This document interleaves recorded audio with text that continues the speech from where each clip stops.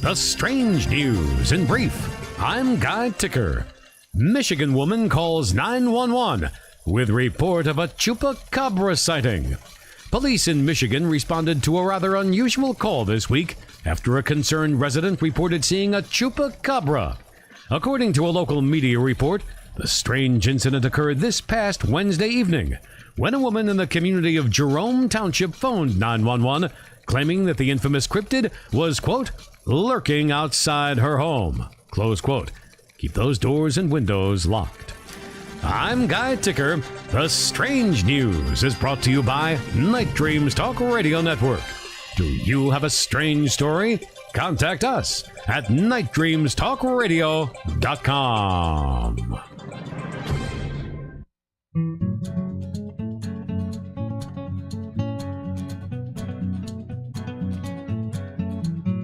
Who's friends with all the night dreamers talking to you at night? Gary on the radio, but maybe he's not in sight. Bigfoot's on his tail, flying UFOs, that's right. Gary's talk show radio, Wednesday, Thursday, and Friday nights. If you need a friend to talk to, he will always be there. The Night Dreamers talk show will fix your despair, because Gary's talking to you at night.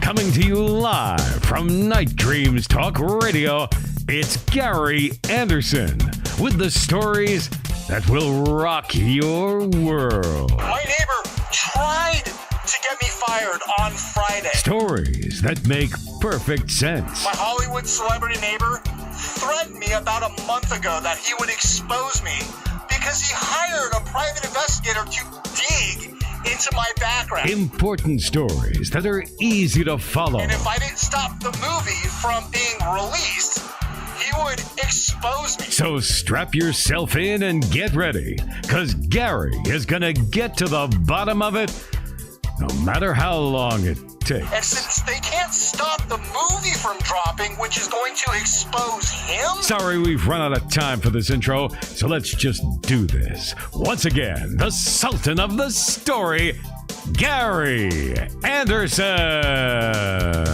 And that is me. You know, it's like if you take your car in for service and you say, how long it's going to be? And they say, well, it does, whatever. Just like that little thing. We'll get to it as fast as we can, whatever time it takes. And you wonder, is it going to be 20 minutes, 2 hours, next week, 3 weeks out? I don't know. JC, what they have found, a pyramid, it goes back between 24,000 to 27,000 years. Whoa, that is pretty interesting. Now, was that somewhere in Indonesia or Southeast Asia or somewhere? I think it's on the planet. Yeah, well, that was. Can you imagine if it is anything, it wasn't made by humans?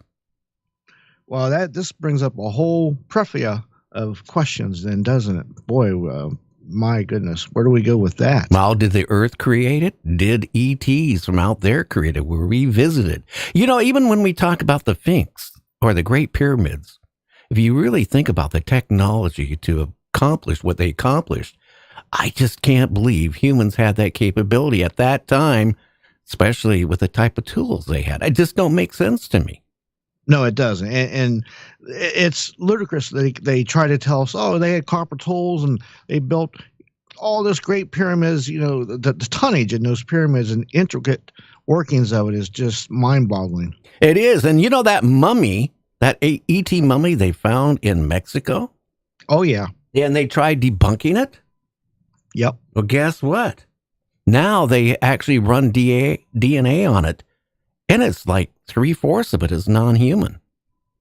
Oh, listen, that's gonna stir up a whole lot. Other people want to know. They want disclosure, but are we really going to get anything more about it? Well, that whole disclosure thing, according to Steve Bassett, next week it's going to go down the tubes. I know. It's over. Going to be, what they did? They appeased a lot of people. Yeah. And now we got a lot. Congress came and worked together. The Republicans, Democrats, they want to cut Social Security. They want to do all this stuff. You think they're actually going to really, really investigate all these ETs, they don't want that information coming out. They don't want to know, and they don't want me and you and the listeners and everybody else to know that people are being abducted. You know, you look at the 411 book series of people vanishing in the woods. How about the people are going to Aunt Bertha and they never make it there? They just totally disappear off the earth. They're gone. But listen, that is so true. And we don't know where they're going. And if you look at the track record through history, every time we get close to they little carrot in front of us, we're going to give you something or disclosure, something else comes out to distract us, you know, like whether it's COVID or whatever it may be. Well, just think about it. And all the people are vanishing in this world. A lot of it is in third world countries, you know, like Indonesia. Like our guest said Friday, the people, he saw humans being crated into crates, just crammed in there and then put on board a craft. Yeah, listen, that, you know, people that are vulnerable because of, you know, a natural event or something, they go in to help them. And that's when because they can come up missing, and the people just think, well, they got washed away by a tsunami or a tornado or whatever. And then nobody looks any further. Well, that earthquake and that tsunami is right there. It's a good thing. How many people perished from that? It's a good time if you're going to sit there and abduct humans, right? It's a good time to do it when there's a national disaster. A volcano goes off somewhere. Guess what? People, a village, you know, hey, they're all gone. Guess what? They may be being abducted. Right, especially, you know, third world countries or countries that aren't as are more poor than most. There's no records and people out there looking for them, especially with an event that, like you say, the earthquakes and the tsunamis. Well, we're going to take about a 30-second break, and then we're going to bring our guest on. So, guys, just kind of lean back, and gals, in that easy chair. Prop up that feet, put a log in that fire, pour yourself a nice, cool, or warm, well, hot chocolate, or whatever, and let's go for a real ride tonight. We'll be right back. The biggest names, the brightest stars on the red carpet and on the air with Gary Anderson. Ladies and gentlemen, you know, when it comes to the big get, Gary's got him. Like voiceover artist Jim Meskimen. Is his mom really Mrs. C on Happy Days? Allison Arngrim from Little House on the Prairie. Oh, speaking of Little House, Gary's got Dean Butler from the show talking about his book, Prairie Man, My Little House Life and Beyond. Here's much more. Yeah, there is. Check this out. Loretta Swit, Hot Lips Houlihan from MASH. So listen to Gary Anderson, because you never know who's gonna show.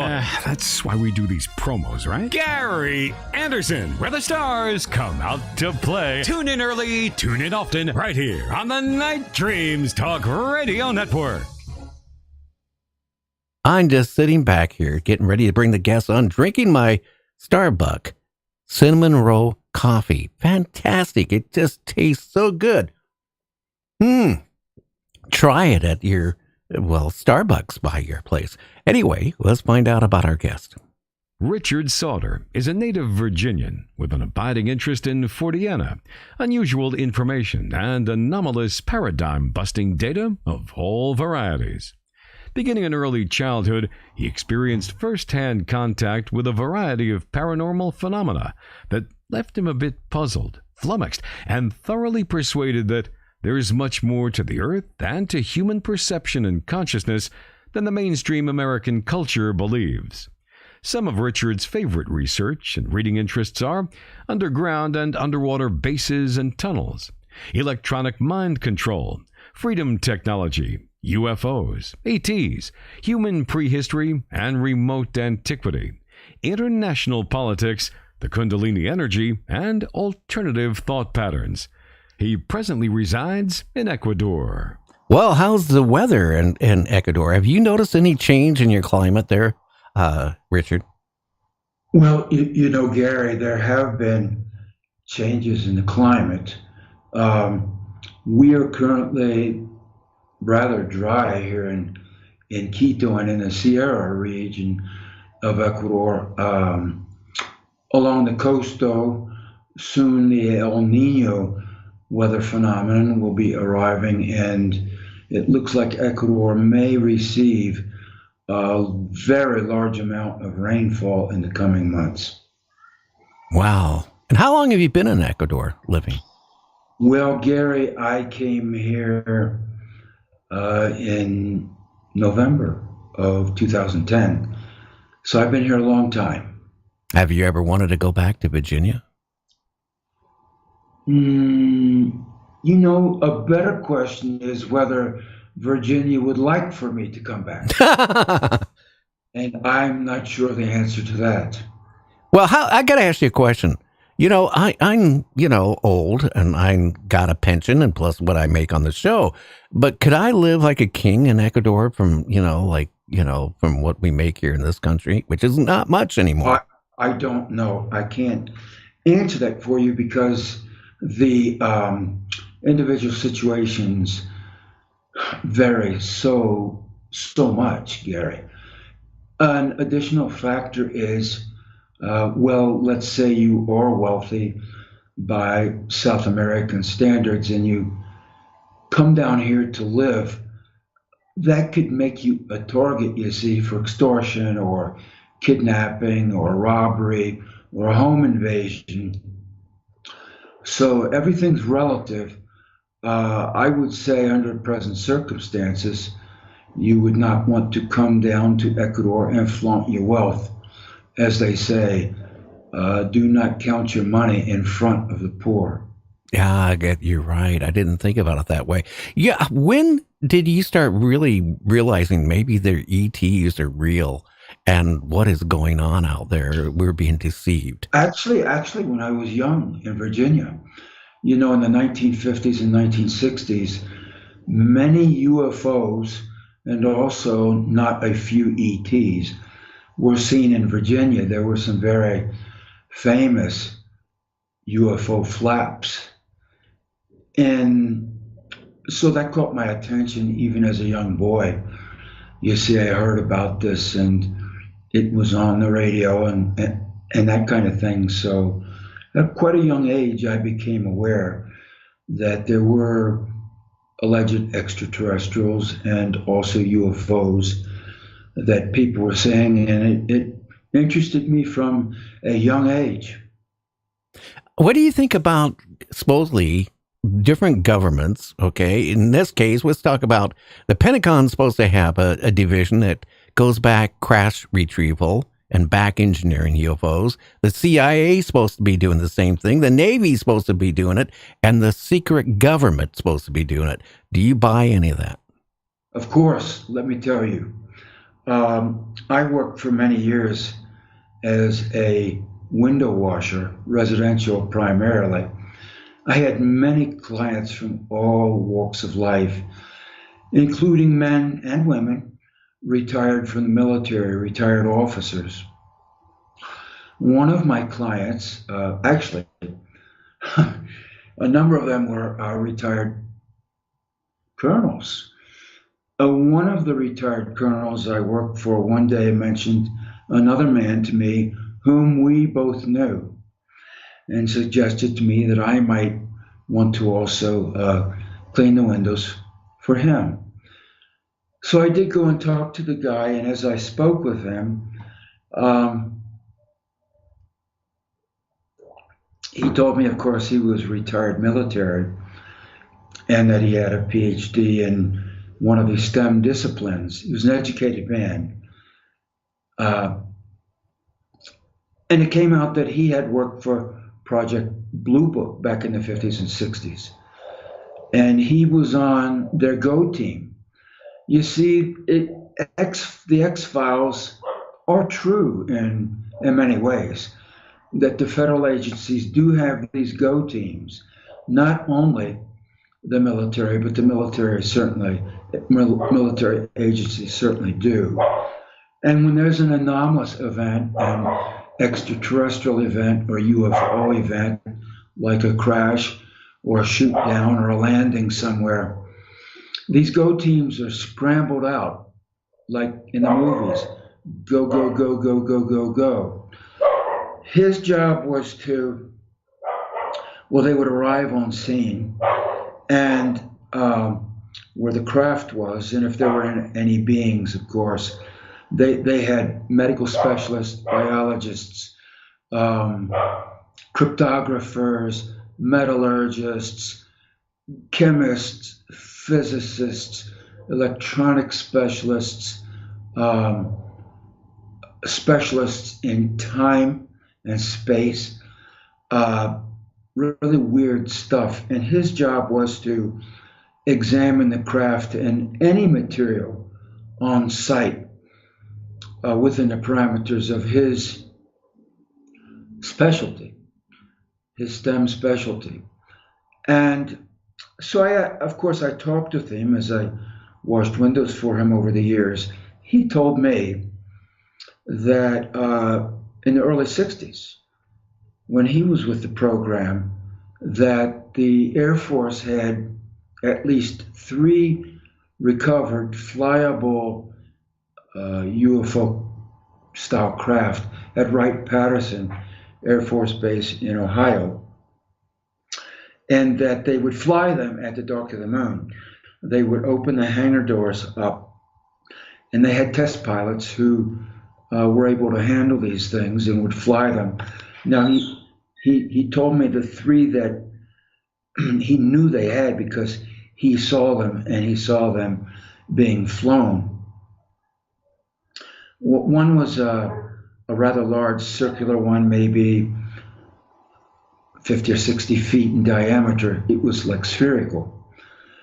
And another one was more of a classic flying saucer shape, like like a pie tin kind of thing that was maybe 30, 40 feet in diameter. And then yet another one was, he described it to me this way: it somewhat resembled a classic 1950s Studebaker car, in that it had fin-like protrusions on the body. And it wasn't round or spherical or circular or triangular shape. Rather, it was kind of a clunky car-like shape, but with a non-conventional propulsion system, and these ornaments and fins on it that were somewhat reminiscent of the Studebaker cars of decades ago. And you would pass this guy in the street and never know who he was. You wouldn't know that he was a PhD scientist. You wouldn't know that he was a retired military officer. You wouldn't know that he had personally handled, crashed or shot down or landed UFOs on site, that he was part of an X-Files style go team. So absolutely, these types of teams exist. I'll go further than that and say that a woman I used to know when I lived in the Western States was hiking one day in the national forest in New Mexico. She, of course, most of those forests are rocky and mountainous. She came around the edge of a cliff or a rocky outcrop. This was in the ponderosa pine forest. You have quite a lot of ponderosa pine forest in the rural areas in the Mountain West. Anyway, she came around the rocky outcrop, and there in front of her, maybe 150 yards away or so, there was a retrieval in place of a more or less classic flying saucer. It was good size, but it had been either brought down or crashed. There was a big lowboy type of trailer there with a tractor. It was military, it was Army. And there were a bunch of Army guys there in combat uniforms with automatic rifles. They had a large 6 or 7 foot reptilian being, very muscular and very unhappy and aggressive, in custody. They had it actually physically chained up and locked up with heavy chains. And it wasn't happy. It was spitting and hissing. She watched this. There was heavy equipment there to put the craft on top of the lowboy trailer. She watched it for a few minutes, and then very unobtrusively backed around the rocks and retraced her steps. And I've heard other such stories.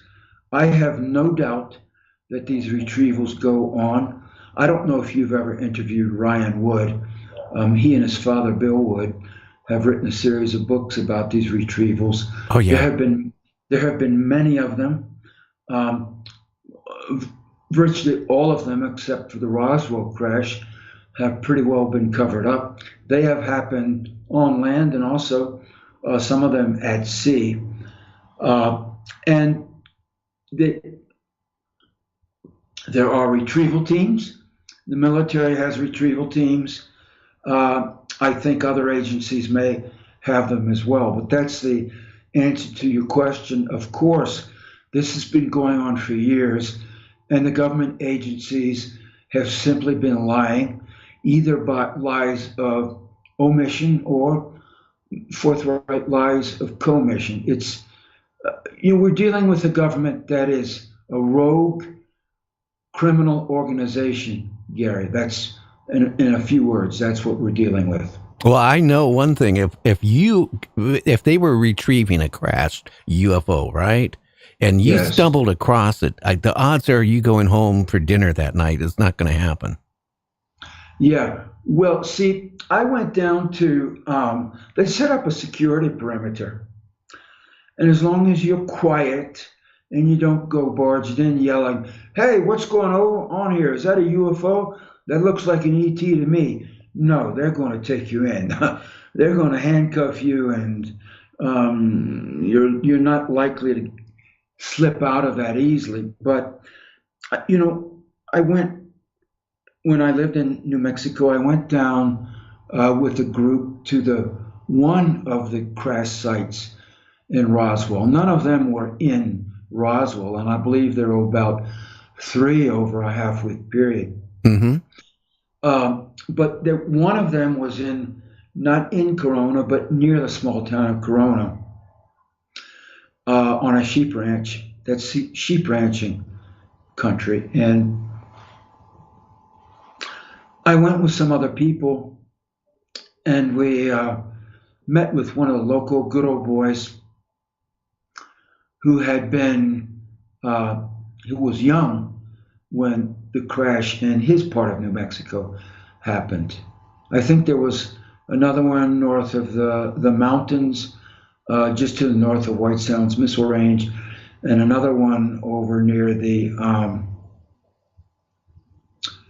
Radio Telescope Observatory on the other side of White Sands Missile Range. But anyway, this particular one occurred, and he at that time was a young ranch hand. At the time we spoke with him, he was much older with the passage of the decades, but he was a young guy. And here's what happened at that particular crash site. The military came in a major way. It was the United States Army. They came out of the Army base at Roswell, but the crash was well outside of Roswell, just in some typical rocky, scrubby New Mexico countryside. The military came in with bulldozers and backhoes and things like that. They scraped everything down to the limestone subsoil in the caliche. Now, Richard, too, didn't they also have a whole bunch of troops, basically hand to hand? Oh, I'm sorry. Let me finish. And he said over the period of about a week, they took hundreds of dump truck loads of debris out of there. They were vacuuming and everything and taking it away to be sifted for whatever technology or materials they could find. There was a wrecked craft and some beings which they took out of there. And then the whole time all of this was going on, there was a security perimeter of thousands of soldiers about a mile out, okay? A mile out for a mile circumference, which would just be many miles in extent. And they had soldiers posted 24 hours, 24/7, right? with guns guarding the whole place. No one went in, no one went out. He observed this from the outside. And when they finished taking out hundreds of dump truck loads of debris, soil and everything, they just vacuumed the site and then went and sifted through all of the rocks and gravel and dirt, presumably at Roswell Air Force Base. And then the soldiers and everything else withdrew. Yes, it was a major military security operation, day and night, for days on end. And then when they left, they just all withdrew. Yeah, in fact, for a lot of people don't realize that they had troops down on their knees going through the dirt too. Well, they did. They just went at it up, down, and sideways. Of course, they got the big debris out of there, the craft and the big debris, and any beings. They were withdrawn pretty early on. But then after that, for days afterwards, they were scouring the site. I mean, as you say, just with shovels and spoons and whatever, their fingers, their hands. For days, day and night, they brought in lights, and that's the way it was in 1947. Now, evidently, there were 3 of those episodes in different counties. Yeah, now we have to take about a 45-second break for the stations. We'll be back with Richard, and we're going to talk about a little bit more about this. And then we want to talk about tunnels, underground, bases, underwater bases too, before, the top of the hour. So stay tuned. Check out our website at www.nightdreamstalkradio.com.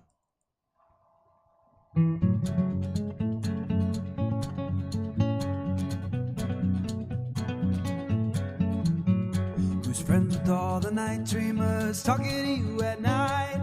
Gary on the radio, but maybe he's not in sight. Bigfoot's on his tail, flying UFOs, that's right.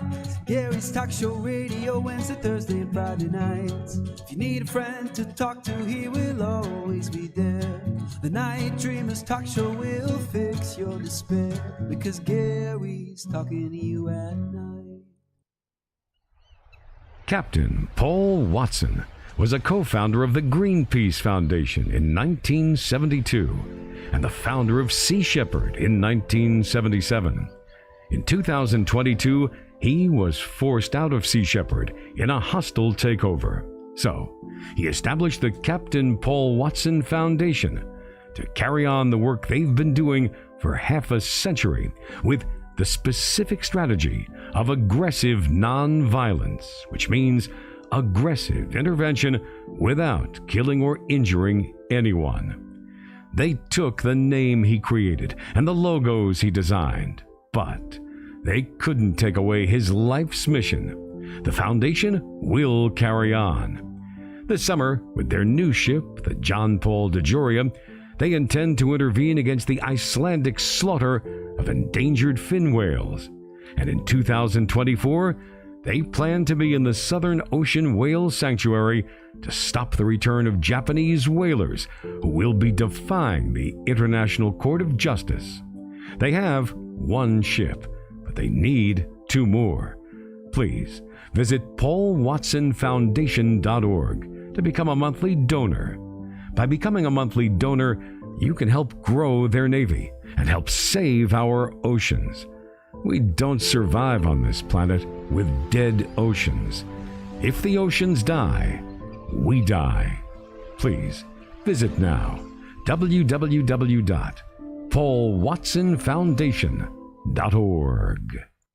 You're listening to Night Dreams Radio with Gary Anderson. And we are back. Well, Richard, what's going on with these underground bases, underwater bases? They are real. They are real. I first began to hear about them and research them in the late 1980s and 1990s. Can you hear me, Gary? I can hear you fine. Yes. And I shortly discovered that they are very real, and there are many of them. Some of the publicly known ones, which have been around for decades, would be, of course, Cheyenne Mountain in Colorado, which has often been featured in movies and TV shows, but also such ones as Site R on the border between Maryland and Virginia, the Mount Weather Base in Northern Virginia. There's the Camp David Presidential Retreat in the mountains of Catoctin Mountains of Western Maryland. But understand that most of Camp David is underground, and it is labyrinthine. I spoke with one man who was in there. He had a contract already back in the 1970s to go in and maintain certain, let's say high technology in the facility. And he told me that he'd been in multiple times on a contract to maintain the equipment, the technology, that based on what he saw, the place was so huge, sprawling for miles, deep underground, with multiple levels, elevators, stairways, shafts, ladders, tunnels, work areas, technology, just huge. That in his opinion, no one person has the layout of that place in his or her mind, or could, because it's so large and sprawls and complex and sprawls for so many miles. Now that facility was built by the U.S. Navy Seabees. Yes, I know it's underground in the mountains of Maryland, but the Navy Seabees built it or excavated it, and the Marine Corps is a responsive agency that controls access and guards the place. Now you would think, being a presidential retreat, that the executive office of the president would be in charge of the facility, but that's not the case.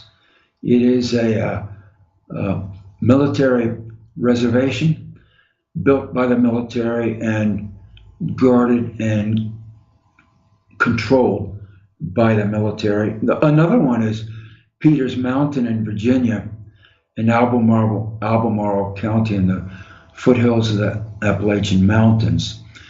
It is large, it's deep, it's secretive, it's run by alphabet soup agencies, and you tell me what happens there, because the government agencies involved are not telling anyone.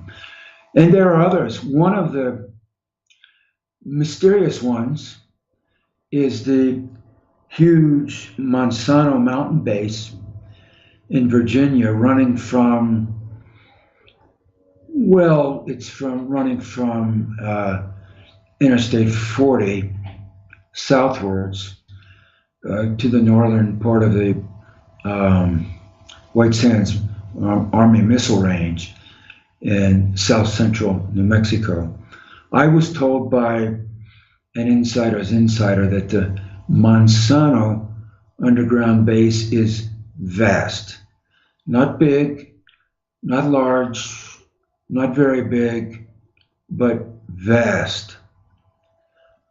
And what happens in there? Look, Gary, I've tried to find out. I've talked to a couple of people who've been in. One guy used to go in there on a contract to work in the canteen, right? They have eating areas in these underground bases. And he went in to take food supplies in to one of the, it was like a commissary or a canteen, not too far from one of the entrances. And he just told me that it went on from where he would go, and more than that, he really couldn't tell me. But it's very large, and what happens in there, I don't know. What agency or agencies are operating the facility, I don't know that either. But it's huge, and my best guess due to the extraordinary degree of security and secrecy surrounding that facility, and the fact that so many UFOs are seen in New Mexico, including in that region of New Mexico.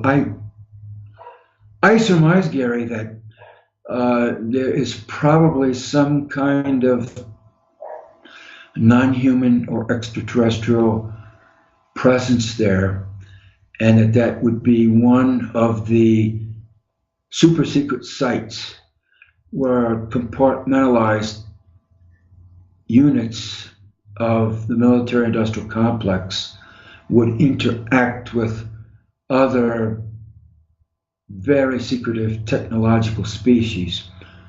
Who those beings are, I don't know. See, this is the infuriating thing. It's also hush hush, and has been ever since the 1940s. What we do know now is that these things are going on and the government is simply lying. But for the most part, we don't know the details of what's happening.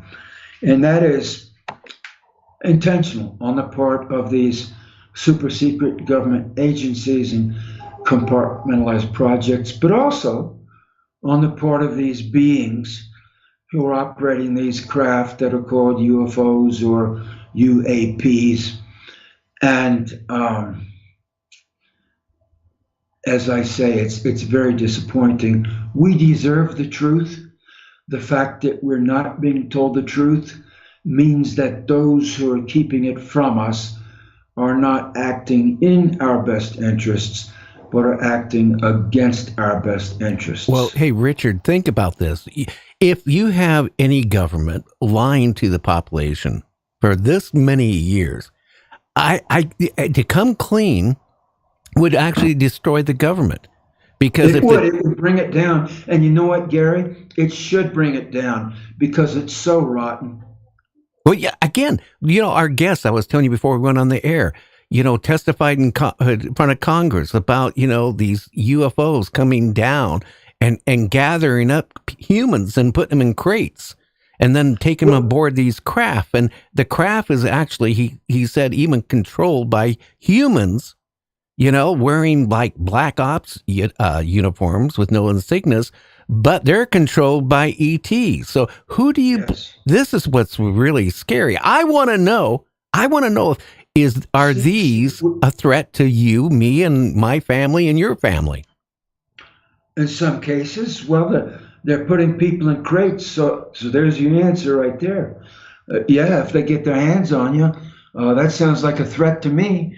If bad guys dressed in ninja suits drop out of the sky on an unconventional aerospace vehicle and start putting, shanghaiing people and locking them into crates, Gary, that's very threatening.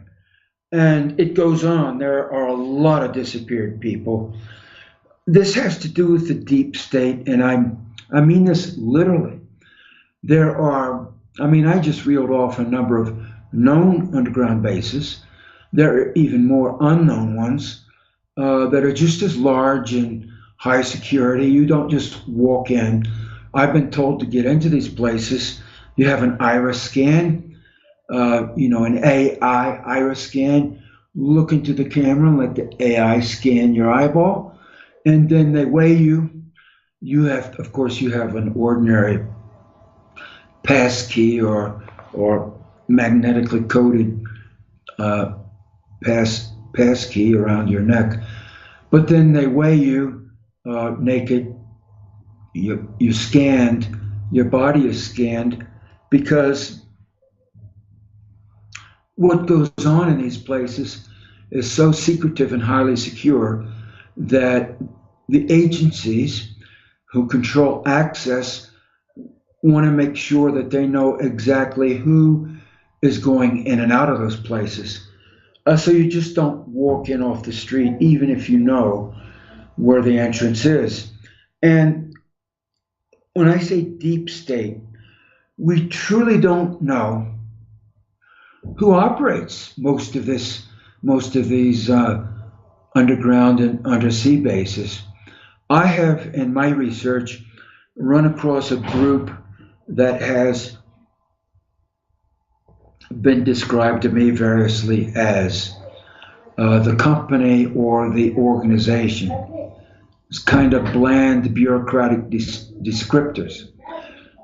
From everything I've been told and have discovered in my research over the years, it seems to me we're dealing with some kind of planetary control bureaucracy, very secretive, very clandestine, and very powerful.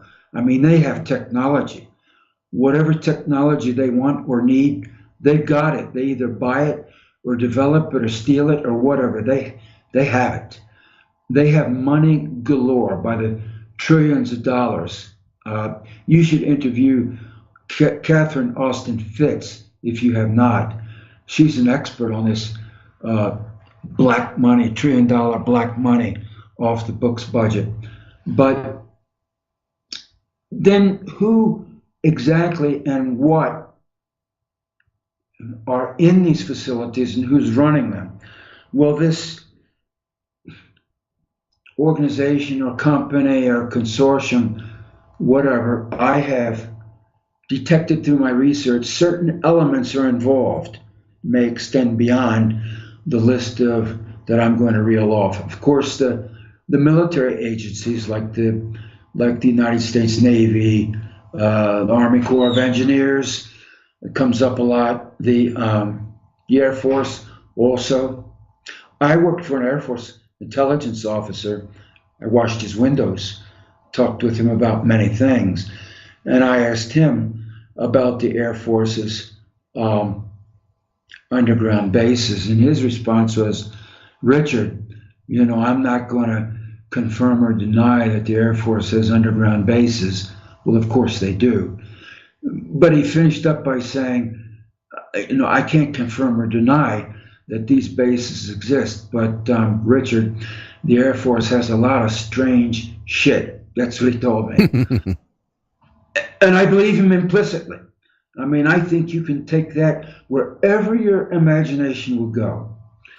And so some of the agencies are, of course, the United States military agencies like the Air Force, the Navy, the Army Corps of Engineers. The Jesuits have come up, the Vatican and the Jesuits. Also, the Siemens Corporation in Germany seems to be involved in this. It's a major international engineering firm. It was one of the major engineering firms in the Third Reich in the Nazi period, and it survived the war, and is still a major engineering corporation with global operations. Now, Siemens has come up. The Nazi Party has come up. I was told secondhand of an undersea base in the Gulf of Mexico with connections to a certain powerful Texas-based political family, and that supposedly this is a Nazi base with swastikas, big swastika flags hanging from the roof. Gary, I'm prepared to believe that could be true. But I've run across the Nazi thread more than once. I mean, real Nazis in my underground and underwater bases research. Others include various off-world groups, which may be non-human or human. There are humans on the earth. There are humans beneath the surface of the sea and the ground on earth. And then there are humans, from what I've been told and read, on the moon, on Mars, and other planets in this galaxy, thousands of other planets in this galaxy. Now, organized crime also seems to be involved, but then the line between the Vatican, Nazis, military agencies, and organized crime has always been very fluid, not just for decades, but for centuries. Oh, yeah. And then there are government agencies, non-military agencies like FEMA, the CIA. Yeah, the CIA is really tied into it. The Federal Reserve is also, you see, the money aspect of this is huge. Laundering not just billions, but trillions of dollars through the system, through Wall Street, to maintain and build and staff these systems is just astronomical sums of cash are being lavished on this. What I'm telling people is that we don't know the true control structure of this planet, but when you talk about the deep state, more and more, I mean it concretely, physically, literally. We don't know, see, how many people and other beings, human type people, and other beings are actually in these facilities. I mean, I've heard and read millions, and I've heard that some of these levels, see, because there's very exotic technology involved, including from off the planet, and also from ancient civilizations that are underground on this planet. They're terrestrial, they're underground, they've been underground for a long time. They don't really care to mix with us here on the surface. We're considered to be primitive brutes. And read the daily headlines. Mm-hmm. I wouldn't disagree. Well, it is really, alarming what's going on, especially with these bases. I had a trucker on about 4 years ago that his job was taking loads of cargo, and he didn't know what was in it because they didn't tell him. And he had to go into these big, huge, underground cities. He said they were huge, miles in size. And then he would go up to a loading dock, and then his whole rig was surrounded. He was told to put his hands on his steering wheel. If he turned his head, he would be dead. He was not allowed to look. Well, this is just what I've been telling you. The security around and inside these facilities is very tight. One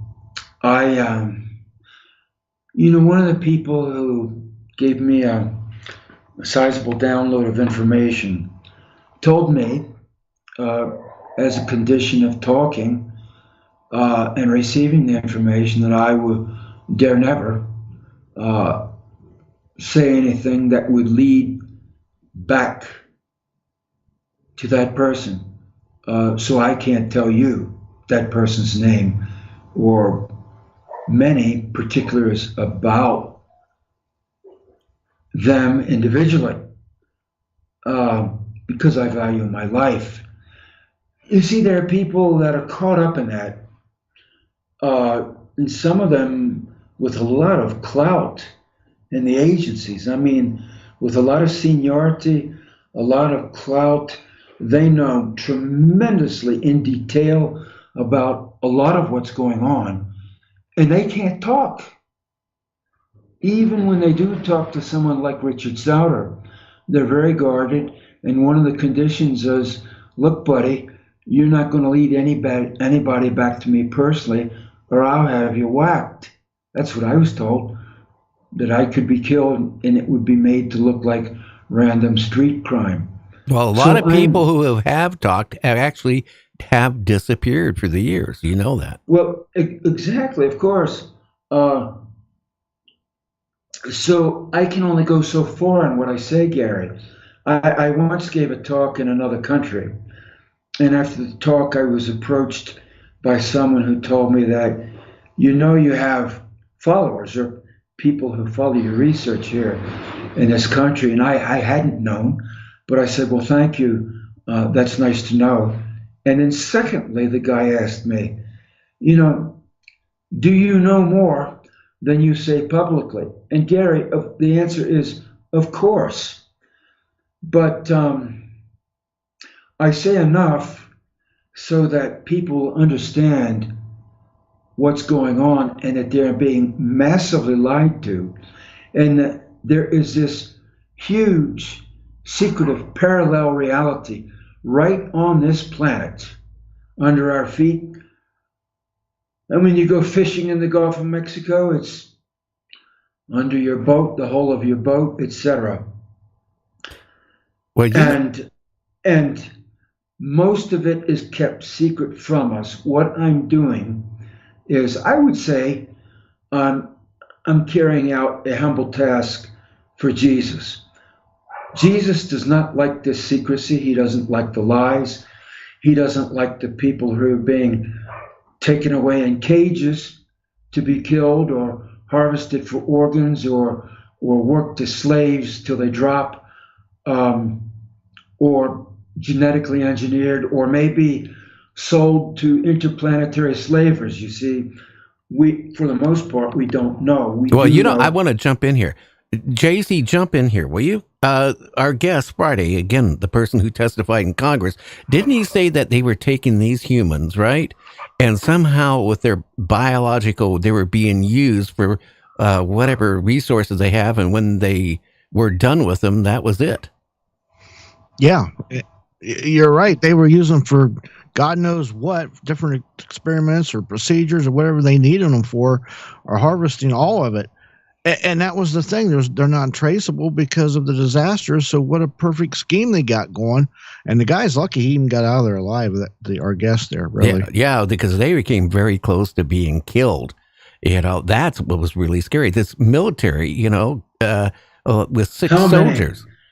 We're told at the beginning of the war in Ukraine, that there were 50 million Ukrainians, and now only 20 million remain.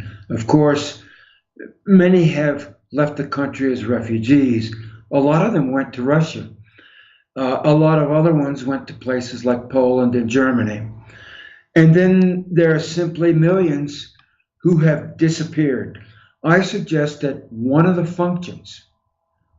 reasons the Russians went in to the Ukraine is that they knew these types of activities were going on in Ukraine, and they wanted to put a stop to it.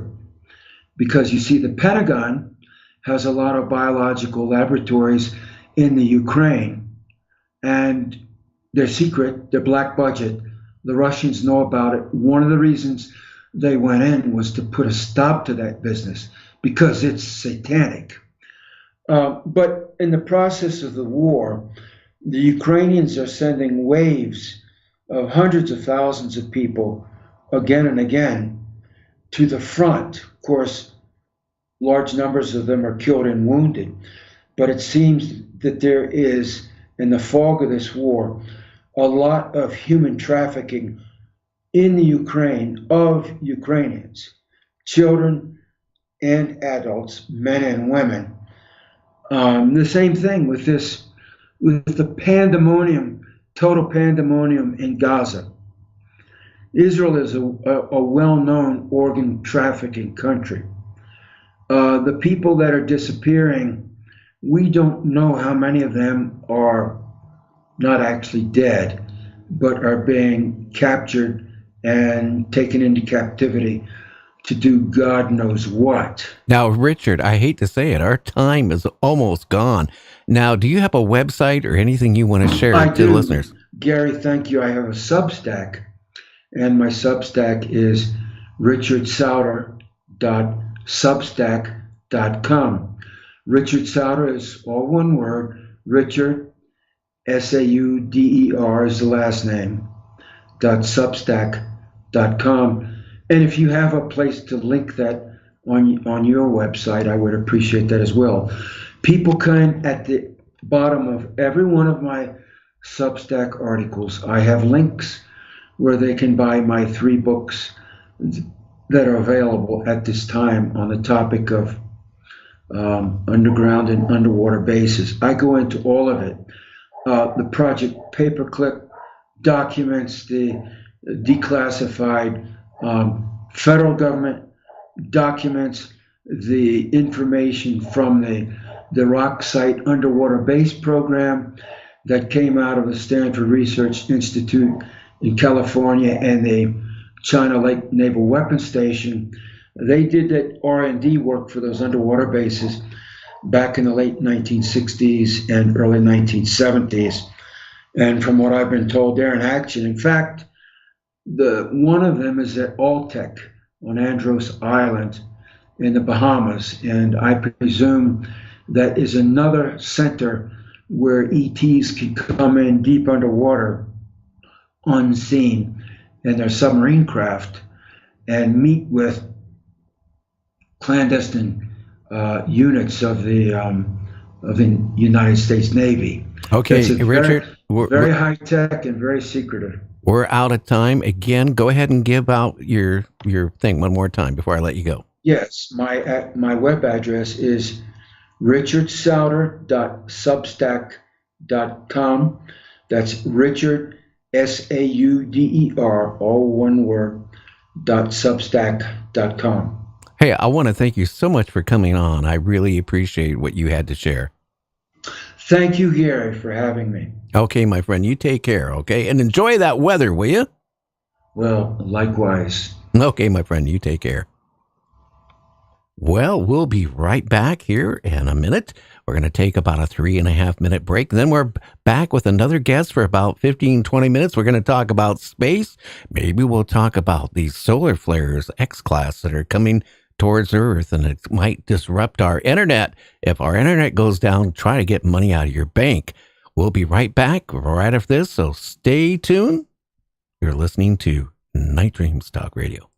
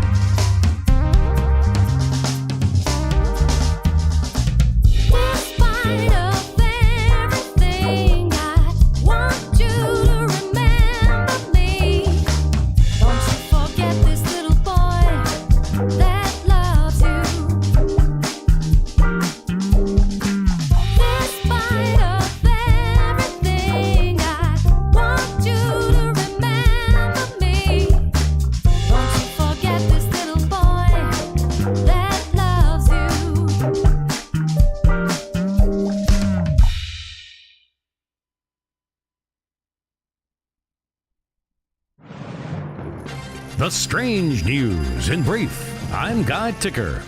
New Zealand town tired of prankster who keeps putting sausages in mailboxes. Residents of a New Zealand community are fed up with a mischievous prankster who's been leaving sausages in their mailboxes for months. I'm Guy Ticker. The strange news is brought to you by Night Dreams Talk Radio Network. Do you have a strange story? Contact us at nightdreamstalkradio.com. You're listening to Night Dreams Radio with Gary Anderson. Well, nobody ever puts sausages in my mailbox. Well, if they do, I would like to have crackers with it too and some cheese. But I tell you, well, I'm never that lucky. Some people are just having a lot of luck. Well, who do we have, JC? Well, we have Marc D'Antonio on. Well, tell us about what's going on in space. Well, Marc, have you been staying out of trouble? Oh, hey guys, thanks for having me on. I'm out of trouble. I'm staying out of trouble. I do a lot of work. As you know, I work for the Navy, do a lot of Navy work, and I also do astronomy because work for the Navy, do astronomy. I think it goes hand in hand, right? Outer space, inner space, it's all the same to me. I got a question for you. In the news, I want to hear it. On the news, they're talking about these solar flares. They're really intense this time. What's going on? Oh yeah, we've had some pretty major solar flares. And what is a solar flare? A solar flare is a disruption in the sun's magnetic field that allows for this eruptive material to be shot off the sun at high speed. Well, what is that material? It's hot energy and it's matter. It's protons and electrons that are racing toward us at high speed from the sun. And when it hits us, what happens is it spirals around our poles and it gets trapped in our magnetic field. And when it does that, it causes the atmosphere to glow at the North Pole and the South Pole. And that sometimes can extend way down to the mid-latitudes. And so we end up with the Aurora Borealis, so the northern lights, or down south, the southern lights, the Aurora Australis. And that's kind of what's going on now. So, keep your eye in the skies. If you're in the northern hemisphere, look toward the north, especially if you're in the northern part of the United States, look toward the northern horizon and see if you can see some auroras. Well, NASA, though, is a little bit more concerned what's going on with the sun right now, because they're talking about, the internet could go down for a period of time, and it might be more than a day. It could be weeks or months.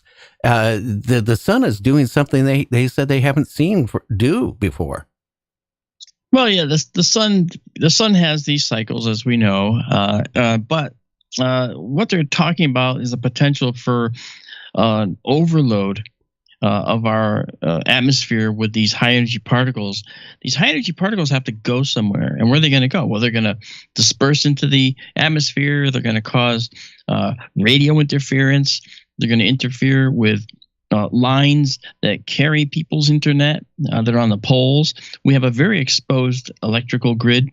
And when you look at a telephone pole, you see there's wires way at the top of the pole. Those are the high voltage lines. But down at the bottom, you have these other hanging ones, which are sometimes hanging off that you can almost touch. Those are the low voltage lines, and things that like internet are in there, the phone that are in there. So if you have these high energy particles coming in, they will possibly charge up those lines and cause all kinds of blowouts along the way. That's one of the things that can happen. And they're talking about satellites getting overloaded too. That's right. And when the sun gets active, the atmosphere expands a little bit, and sometimes the satellites can get overloaded both with those the high energy solar wind that we talk about, but you can also get the satellites having drag placed on them by a ballooned up atmosphere that's a little bit larger, and now you have more atoms of atmosphere striking this satellite, and so it tends to slow it down. And if the satellite doesn't have enough fuel to boost it back up into its orbit, it's coming down, man. Oh, couldn't it fry the electronics in the satellites too? That's what they're worried about. Yeah, it can certainly fry the electronics as well. Most satellites are protected for the most part, but a really big flare, which would lead to something called a coronal mass ejection, or a CME. That's what they're talking about right now. They're worried about that. Yeah, and a CME that's heading toward the Earth could could actually cause a number of problems. The thing is, though, they're transient problems. They're going to go away. It's not like they're going to be forever hitting the Earth. Luckily, it's a transient issue, but we have to recover from that transient issue now, don't we? We do, and they say like big hunks of the sun are blowing open. Well, yeah, I mean, that's you got to be careful with the media, though, because you know what they do, Gary? They say things like that, but they want you to click on their stories and watch their videos too. It's not as bad as they're making it out to be. Yes, we do have to be careful. Yes, coronal mass ejections can send off a lot of energy toward us. Yes, you can. You can see a large burst of this material strike our atmosphere and disrupt radio, cause a blackout. I mean, that happened in the 80s right here in this town where I'm living. And we had beautiful auroras that were literally over your head here in Connecticut where I am. That's unheard of. Great picture taking time, though. Yeah, well, I took lots of pictures. I didn't go to bed that night. Now, I got to jump in here. Now, JC, he didn't say erections, okay? I just wanted to make that clear with you, okay? Well, I'm glad. Jeez. Okay, Thanks. Mark, we're back. Eruptions. Yes, eruptions. Yeah. That could happen after ejection, though. But go ahead. It's okay. You know what happened is by 3 a.m, everybody was asleep, obviously, in the whole town of where I live, and they all missed the most beautiful part of the night, and that was when the entire sky, horizon to horizon, was a salmon pink. And you could see it like it was daytime through like a salmon pink plastic dome over your town. And of course, that was like 100 miles up into the atmosphere and horizon to horizon. So everybody in my town anyway was sound asleep through that except for me. And it was just stunning how this looked. You couldn't even take a picture of it because it was everywhere. Yeah, that that's what. Yeah, too bad it's up here in the Northwest. It's raining, it's cloudy, but I would love to get some great pictures. I wish I lived in some places in this country where you could get out your camera and get beautiful pictures of what's going on. Yeah, those places though typically are down in the American Southwest or southern Texas. And you're not going to get auroras down there. You're not going to see any of these really cool things down there. You really need northern latitudes, and then you're subject to the weather, right? That's the problem. Yeah, it is. It is. But I'll tell you, one of the things that I noticed in the news lately, Gary, beyond that, the flares, something pretty cool. And I was looking this up to figure out how, we come from space. We were made of the materials that other stars created in their nuclear furnaces, right? And so there's lots of dust up there, right? The solar system is a very, very dusty place. The Earth and you were made from the dust and elements created in those nuclear fusion hearts of the stars. And now that it's here, this dust rains down on us all day and all night. I wonder if everybody realizes that 14 tons per day fall on the Earth of dust per day. For the 4.5 billion years we've been here, it got higher and gets lower a little bit sometimes, but for the most part, 14 tons a day. That adds up to about 5,000 tons a year. That's a lot. I mean, that's a lot of dust. Now, when the stuff comes to, how about they're finding. Well, when these rocks come, right, and hit Earth, they're finding biological matter in some of them.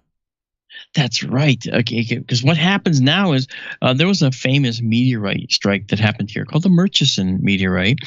And in that Murchison meteorite, they identified a number of amino acids, the building blocks of life inside the meteor.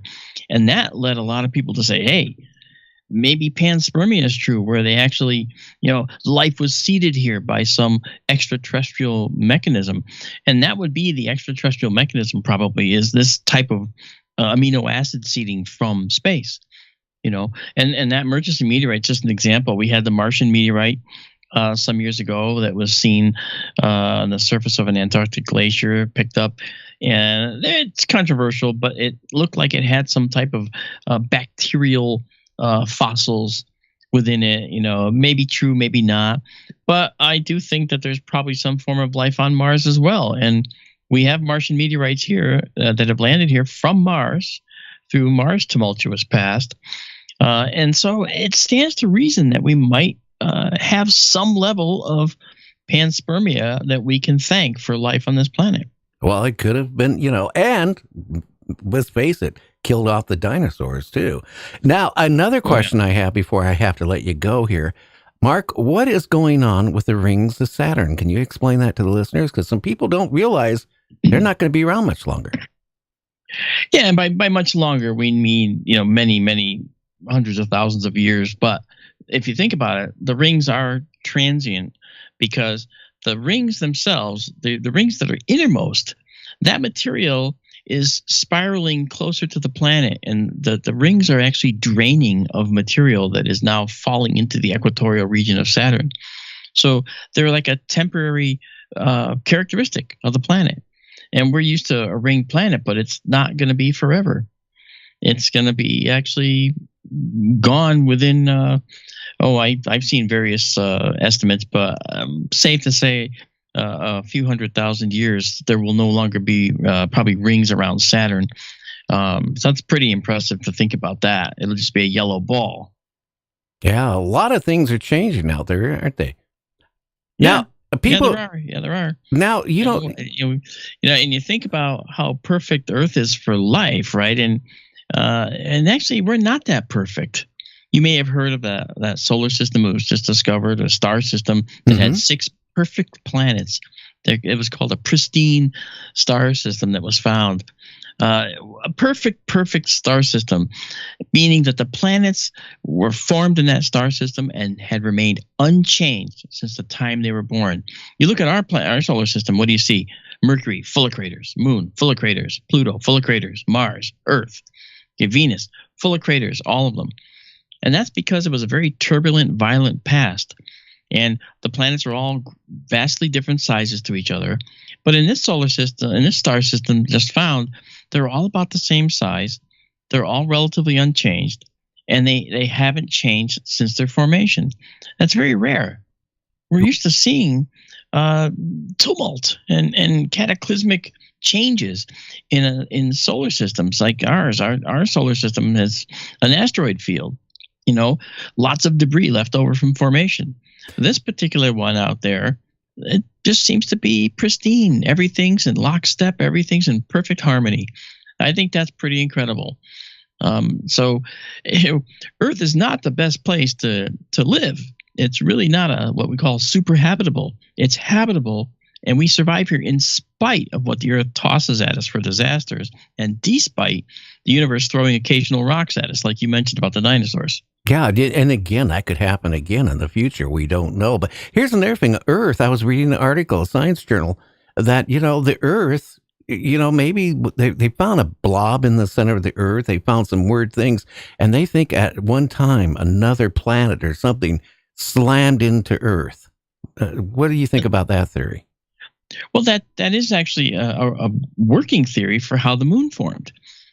At one point in our early solar system, speaking of the chaos of the early solar system, our solar system, far from pristine, far from perfect as this other system we talked about was, that Mars-sized body that impacted us at some point in the past blew us apart as a molten planet and made a blob and a ring around the planet Earth for some period of time. So we had rings at one point.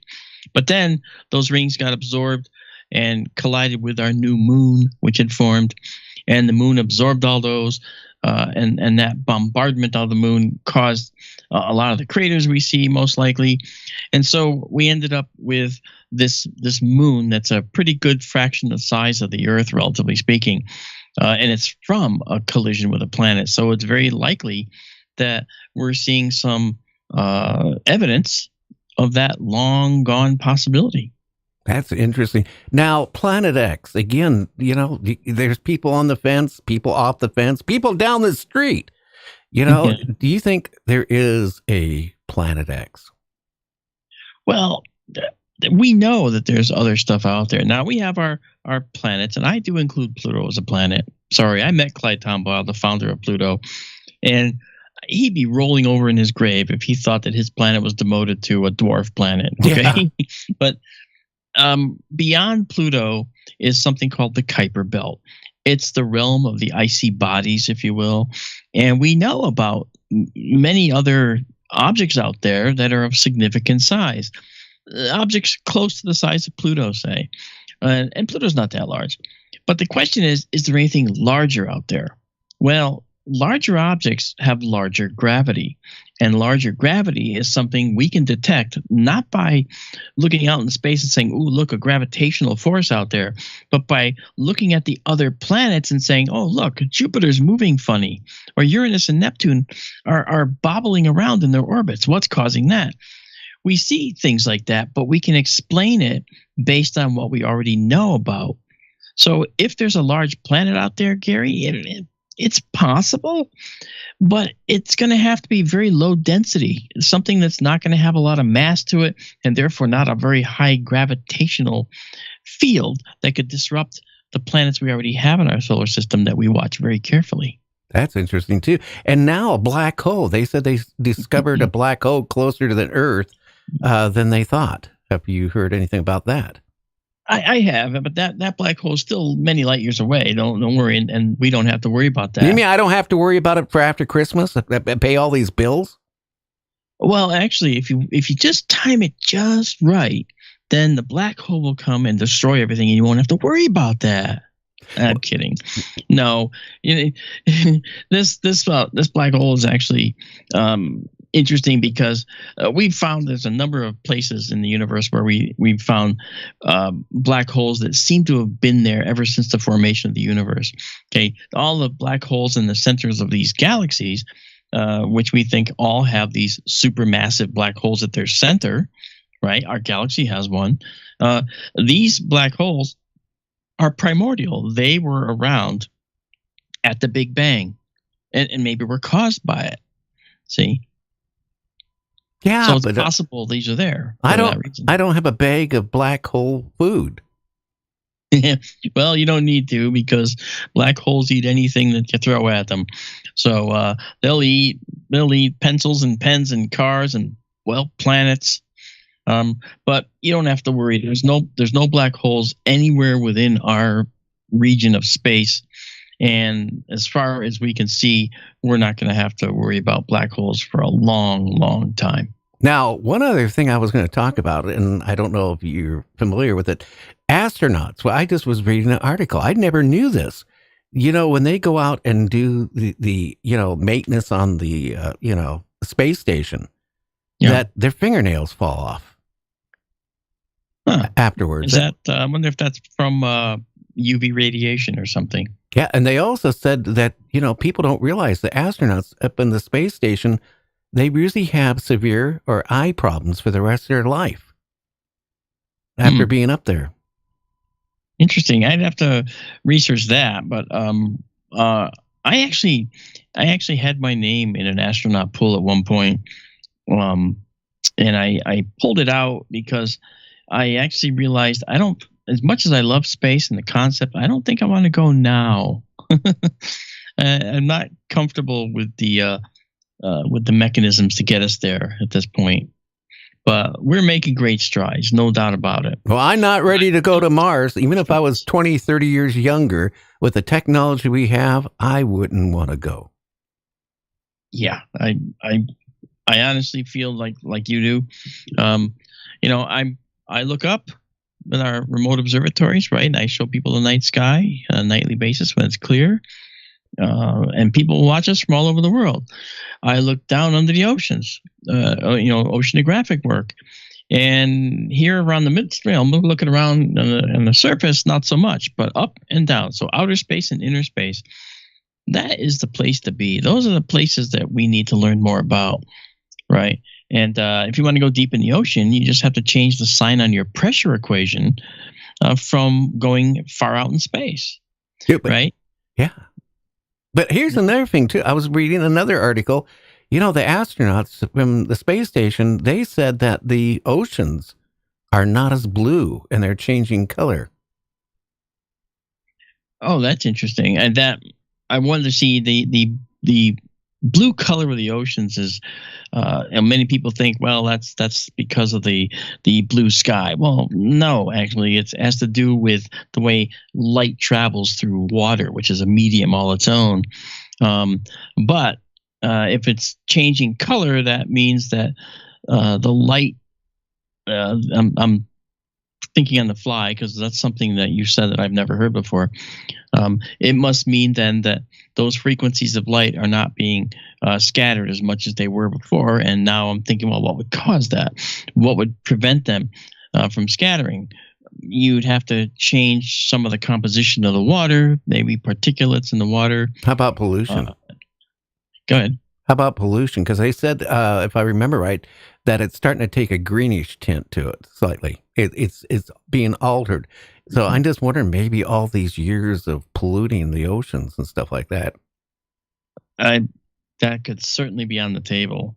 I mean, we do know that in the Pacific Ocean we have that big garbage gyre, right? That's that basically that collection of garbage that seems to focus on one point in the Pacific because that's where the prevailing currents all carry garbage to, and so it ends up circling around in this one little location. So when you're going through this area on a ship, you look outside and everywhere you look you can see little pieces of garbage floating here and there, and it's the Great Pacific Garbage Gyre, and that's something that's gonna have to be cleaned up as well, right? So we are changing the planet in bad ways in some ways and in great ways in other ways, but we have to make sure we do more good than bad, right? So, no, it's only like Captain Paul Watson has always said.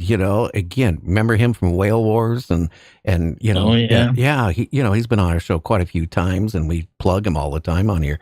He said that if you saw the amount of what is out in the ocean, the pollution, it would just turn you. And like he said, the plankton, what keeps us alive. So many people are naive. They say, oh, it's the trees and flowers that produce oxygen. Yeah. It's the ocean. If the ocean dies, we die. Yeah, 82% of the oxygen on our planet comes from phytoplankton in the waters, Trees are the remaining part. Now, one thing to keep in mind is, how we drill for oil, right? And every now and then you hear about a major oil spill. And people have predicted when the Gulf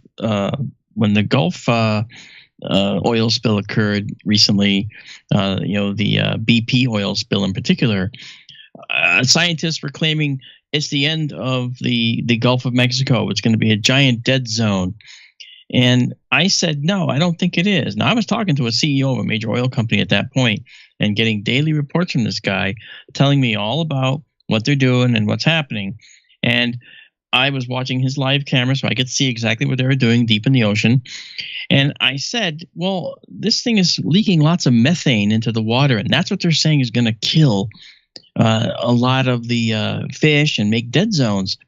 And he said, yes. I said, but that won't happen because the Earth has a way of dealing with this, because millions and millions of tons of oil seep naturally into the ocean from these giant cracks, basically fissures called seeps, right, in our ocean floor. And it's all year, all day long. In some locations, oil is dribbling up from the ocean floor. And so we get millions of gallons a year of this stuff, but you never see an oily sheen on the surface of the ocean. You would have after 2 billion years of this. You certainly would have seen it, but we don't. And it's because the ocean and the Earth have a mechanism naturally discovered of cleaning up oil spills. And boy, were people surprised when all the methane disappeared from the BP oil spill, because these methane-eating bacteria appeared out of nowhere, ate it all up, and then, of course, they died off after the food source was gone. And when the Earth does that. So the Earth has ways of cleaning itself up. The only thing I'm worried about is, like in Japan, that there's the radiated water they're dumping into the Pacific. Yeah, Fukushima. They're actually finding Fukushima, fish. I offered to bring one of our drones over to do a survey of the reactor for them, and they didn't want to do it, but it's okay. But I was talking with a nuclear scientist from Lawrence Livermore. We're going to go do it. But the Fukushima disaster, there was like oh gosh, 50,000 or 5,000 square miles of irradiated land. They had to literally dredge to get rid of all the extraneous fuel pellets that blew out and blew into the surrounding area. And then the water, like you say, radioactive water was found in San Francisco from the Fukushima disaster. Well, they're finding it in fish, salmon. They're finding it in different sea life. And then you go into your grocery store and you're buying fish and eating it. Hey, maybe, turn your lights off and make sure it doesn't glow before you eat fish. Yeah, I know it's funny, but it isn't funny, obviously. But yeah, so we have ways now. Fission, see, that's the thing. That's a fission reactor. Fission makes use of the natural properties of radioactive elements that are in close proximity to each other. The closer they are, the more radiation can heat up the medium between them, the water, for instance. Okay, but if you actually end up with the ability to do fusion, then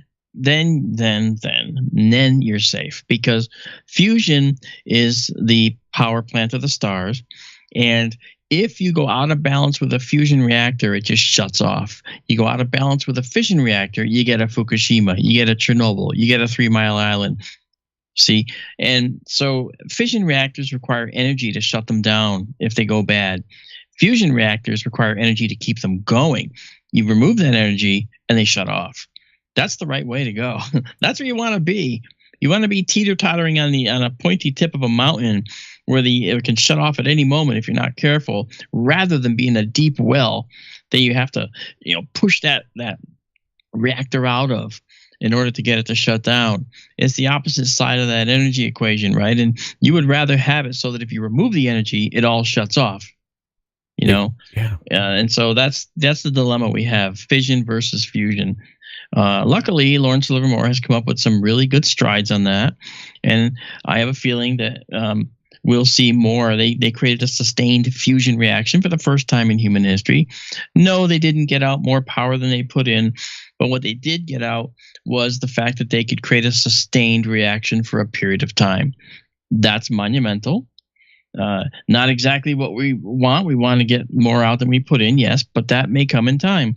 So that's a hurdle that had to be crossed, and it was. And so now, building on that, we can see more progress toward a fusion reactor. I think at some point in the future, you know what you're going to have in your basement, Gary. You're going to have a Coca-Cola can sized a fusion reactor that powers your house, and it might actually have extra power that you have to bank in a battery bank or something to use later on. So you can turn it on, shut it off as needed.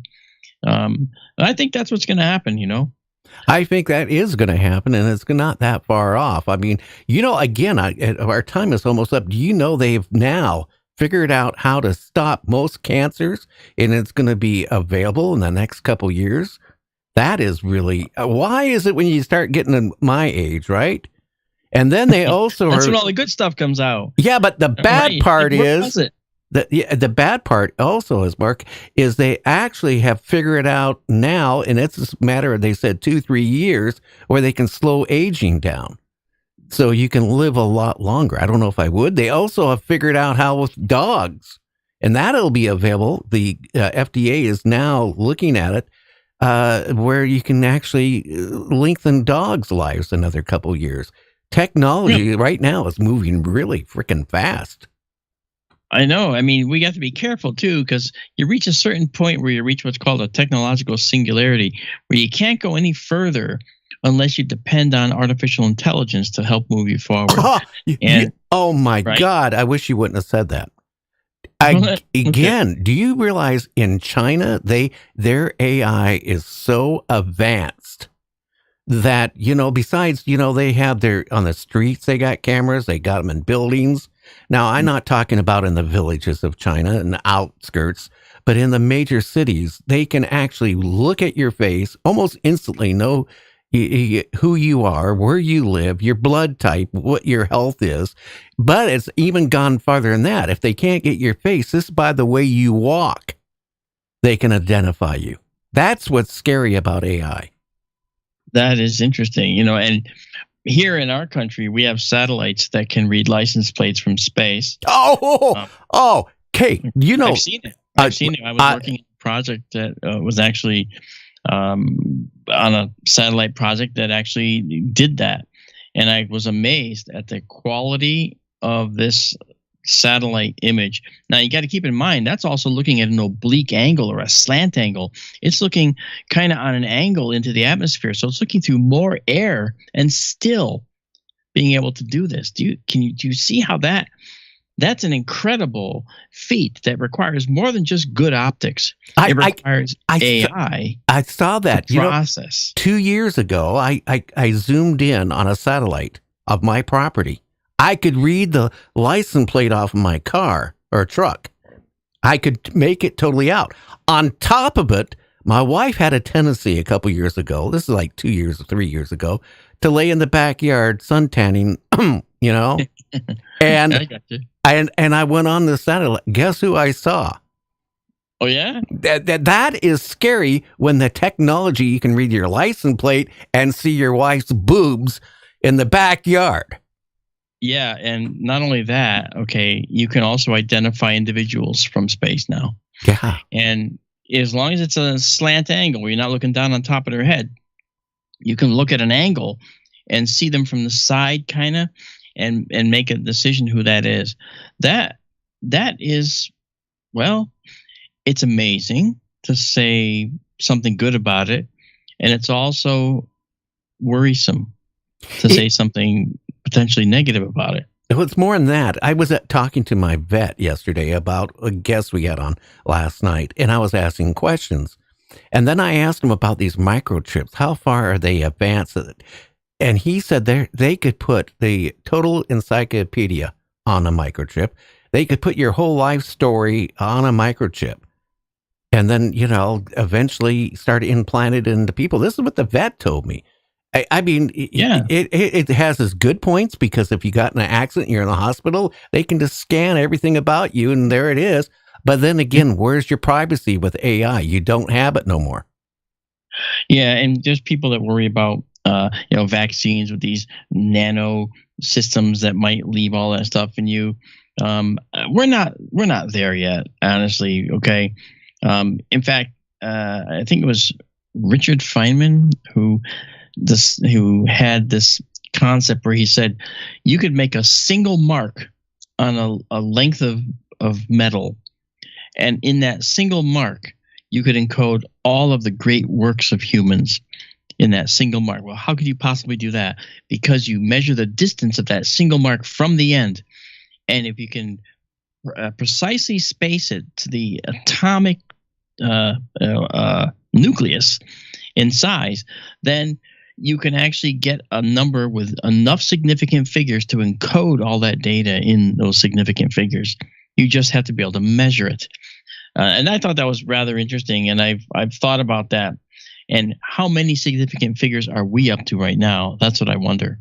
I don't know. The future. I'm glad I'm at the age I'm in for two reasons. One, I don't want to live past 100 years old. I'm not going to even make it unless I'm, a relative of William Shatner, and I don't think that's happening.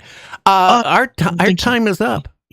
Can you share your website and what you do, and for people can come and view the stars and all this stuff? Yeah. We bring people the universe live in real time, Gary, and it's like we're at skytourlive.org. Okay, that's skytourlive.org. And we have a stream that we do. I may go live tonight, in fact. And it's called Sky Tour Live Stream, but it links from our portal at skytourlive.org. So you go there and you could link to our channel on YouTube, join us. It's all free. And we create these photos that we take right there on the spot. You see them right in front of you on the screen. People sometimes put this on their big screen in their living rooms and use and eat popcorn while they're watching it like a TV show. That's kind of what we do. It's not boring because we're always talking about astronomical events. We're also showing people astronomical objects and telling them what they are at the same time. And people say, if you're not careful, you'll learn something. That's sort of an old adage, but it's true for this too. But that's skytourlive.org. So check us out. Now, can people make donations to you through that to help support what you do? I would love if they could. They can join our Patreon. They could also donate to us. Yes. I mean, we are a 501c3 nonprofit. And our goal is to educate people in the sciences, preferably astronomy. But, you can't teach astronomy to the masses without hitting a little chemistry and hitting a little physics, but doing it at a lay level that everybody can understand. And so that's what our specialty is. So hopefully people get a big kick out of it, Gary. I think they will. Well, Mark, like always, I want to thank you for being on. Until next time, again, I want to thank you for coming on. Thank you, Gary. It was wonderful to be here. Okay, my friend, you take care. Thank you. Well, we're going to be back right after this, about a 30 to 60 second break, and then we're going to take call-ins. So if you have a story, it could be anything. Talking about, we're just talking about E.T.s, underground bases, the moon, or you can be talking about your 57 Etzel out there. So stay tuned. We'll be right back.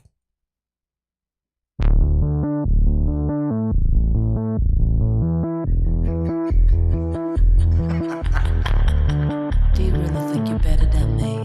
No, no, no. You can't let go, go, go. All of this pain you hold inside. No, no, no, no, no, no. You rather reflect it on me. No, no, no, no, no, no. Think you better let it go, go, go, go, go, go, go, go, go. Before you push me to the edge, before I lose my head. No, no, no, no, no, no.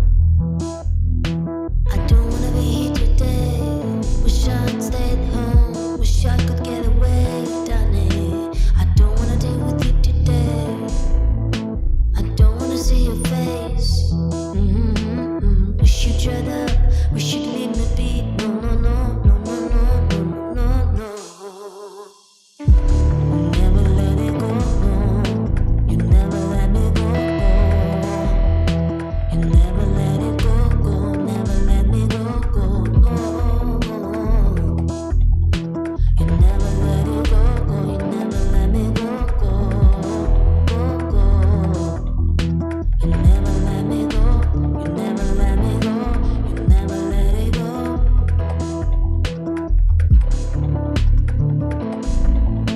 I don't wanna be here today. I don't wanna deal with you today. Not today. And no. Now, on Night Dreams, it's open lines, it's open subject, but no political or religious. Let's have fun.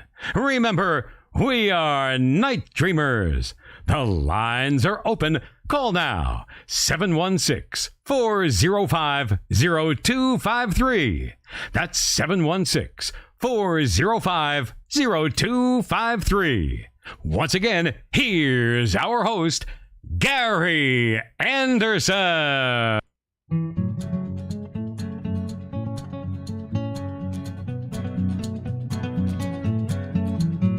Who's friends with all the night dreamers talking to you at night? Gary on the radio, but maybe he's not in sight. Bigfoot's on his tail, flying UFOs, that's right. Gary's talk show radio, Wednesday, Thursday, and Friday nights. If you need a friend to talk to, he will always be there. The Night Dreamers talk show will fix your despair, because Gary's talking to you at night. You're listening to Night Dreams Radio with Gary Anderson. And we are back, and we have a caller. I think it's Mr. Tom. How are you doing, Tom? I'm doing very well, Gary, and you? I'm alive, and I'm very happy to be. I don't know. I still am waiting for that prankster is putting sausages in the mailboxes because, I can just get some cheese and crackers, and I'll be all set so they can prank my mailbox any day. Hey, you could watch sci-fi and eat crackers and cheese. I watch sci-fi all the time. I'm married. I get that.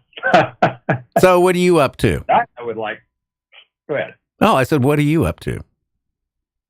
Well, I am... I was thinking the other night about the fact that I had been in law enforcement for 23 years, and I remembered the police cars that I was introduced to.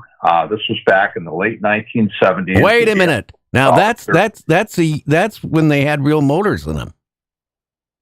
That's when they had real motors. The fleet that we had, the first fleet of cars that I ever drove, were 440 Plymouth satellites. And these things were big, but they were screaming machines. And when you got in behind the wheel of that thing, if you got into a chase, especially on the straightaway, those things were like top speed unlimited, and they were actually pretty good to handle. The balance was pretty good, and they were real live police cars. And after the satellites, we went to a 400 Dodge Monaco. Those were great cars. Those had a lot of get up and go. They were good handlers, outstanding top speed. And if you know how to drive, and I did, there weren't too many people that could outrun you in those things. And then they decided that they were going to get something a little bit lighter they called them mid-sized police cars.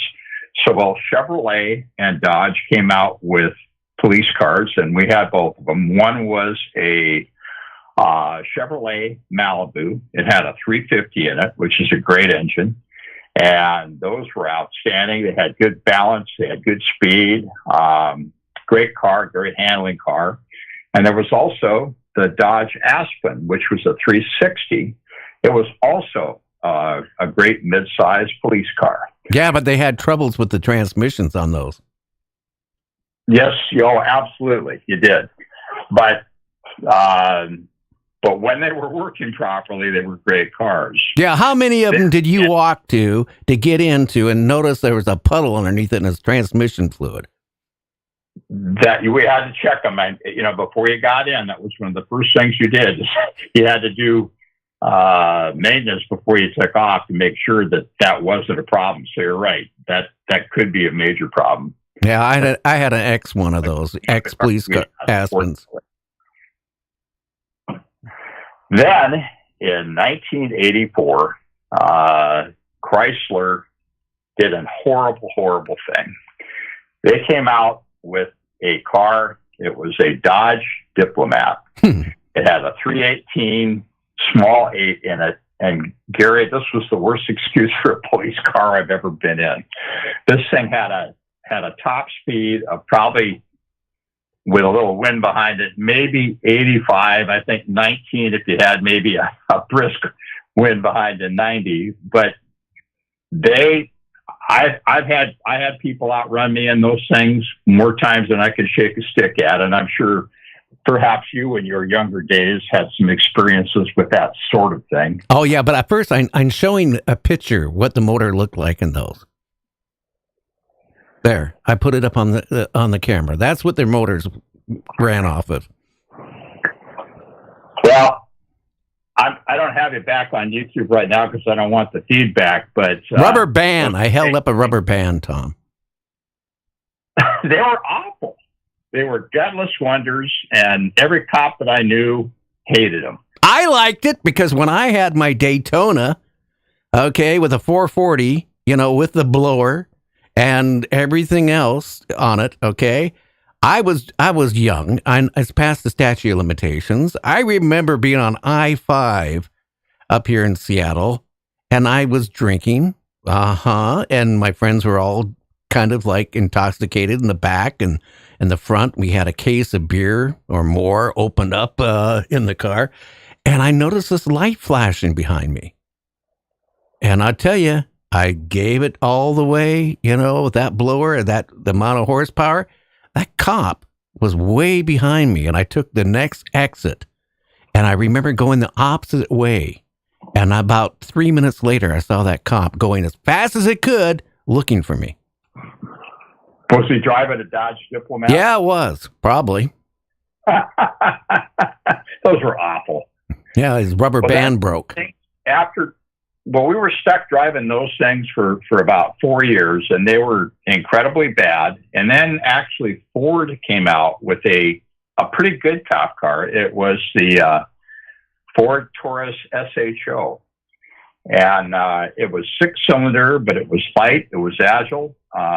It was, it had enough speed in it. But the one car that I really, really liked that came out after that was a Chevrolet. It was an Impala, and it had a 5.7 Corvette engine in it. And I loved that car. Those things were great. Oh, yeah. How about the Crown Victoria cop cars? You didn't mention those.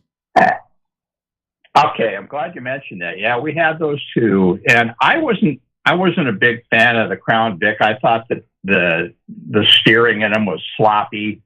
Yeah, I just wasn't a big fan of the Crown Victoria. More comfortable, you could take a nap in it. You could take a nap in it, and I could. Well, no, never mind. I'll save that story for another time. Okay, guess what? The Tinker Bell is running, and you know what that means? Yes, sir. It means you have a good evening, and I want to thank you for calling in.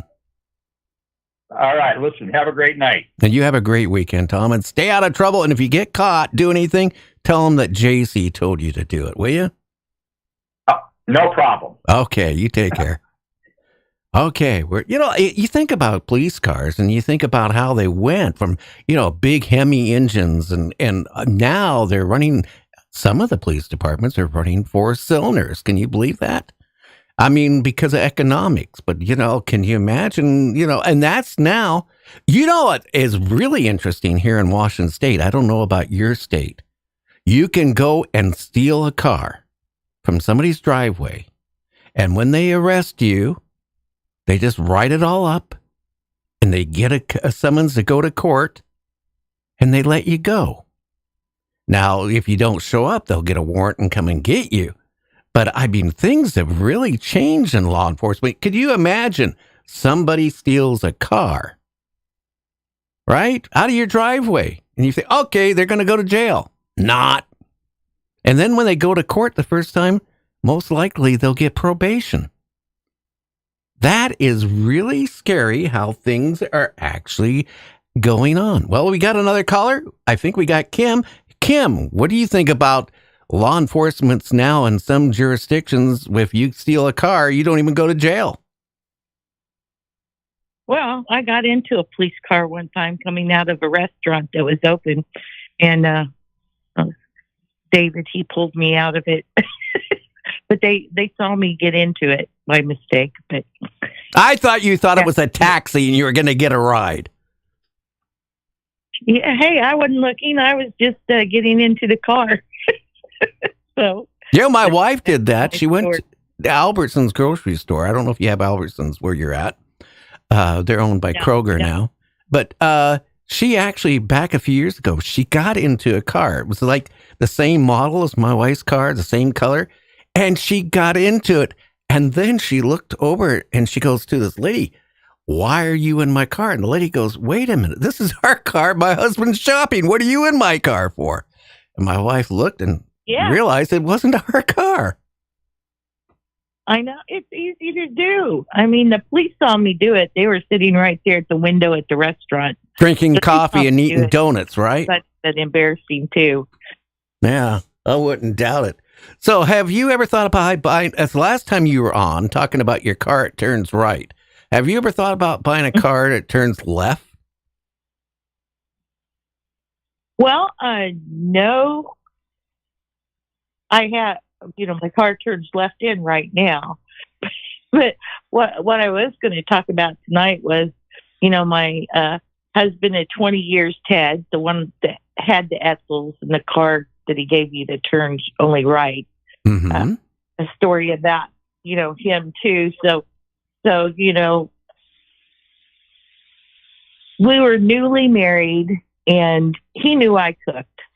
I was a good cook. I had to cook all the time growing up. So, and I was good at making pies. So one night, we were sitting there and he goes, someone at work's wife made a peanut butter pie.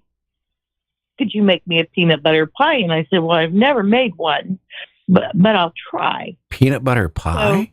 So, peanut butter pie. Have you ever heard of such a thing? No. So I looked up a recipe for peanut butter pie. And so he went to work, and I made this peanut butter pie for him. And I was really proud of myself, newly married. You want to impress your husband and that sort of thing.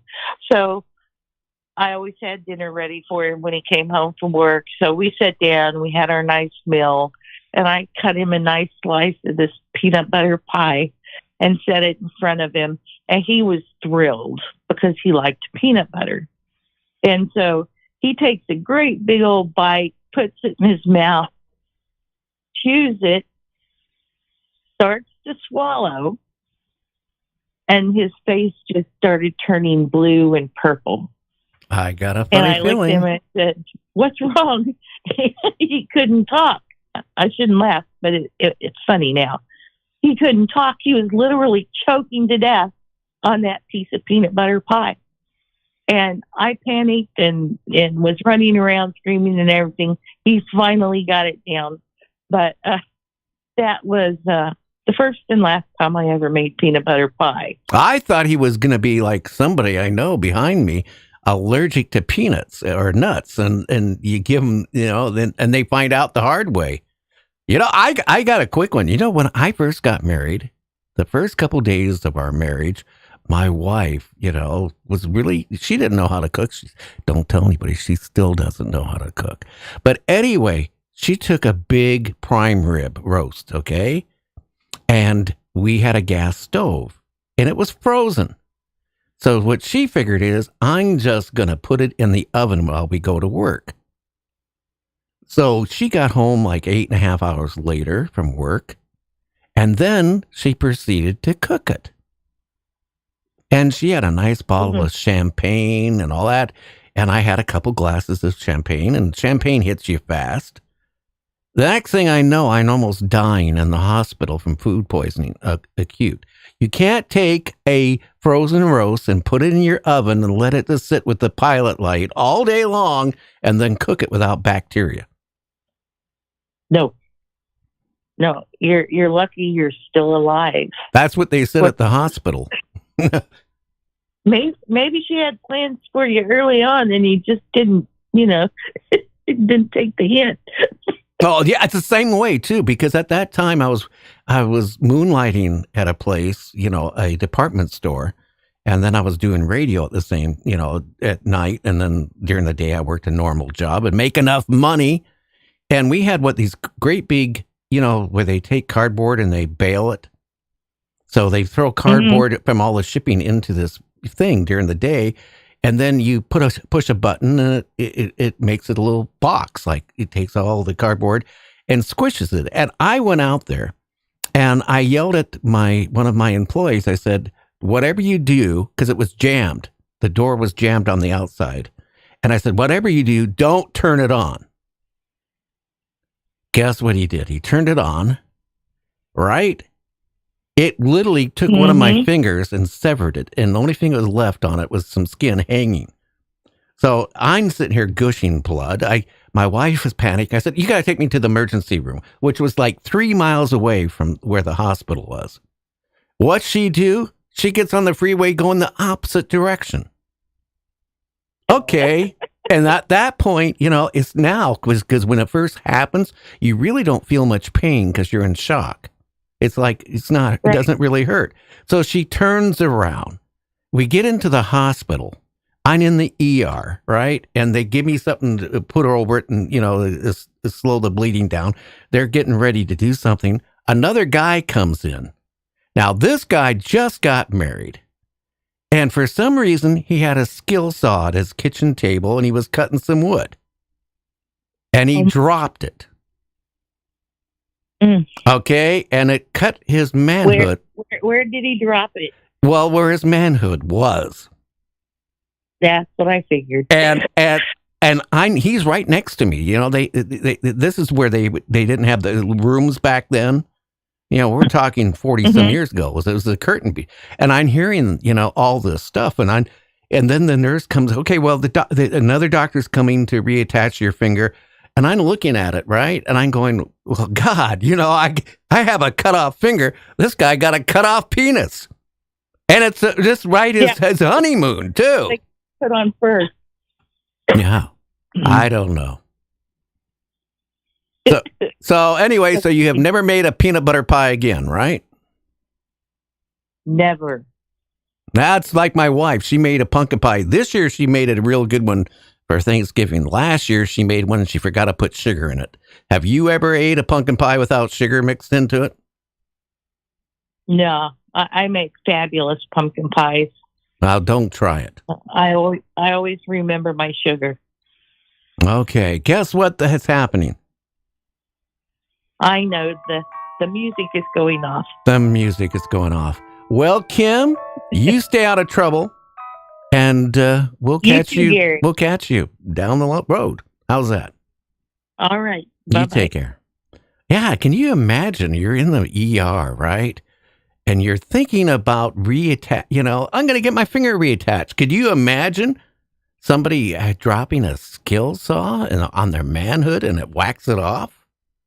I don't know about that one, but I can tell you, it could really cut a marriage short. I can tell you that. And then years later, I knew this guy who was making birdhouses and all these, you know, little things he would sell on the side of the street.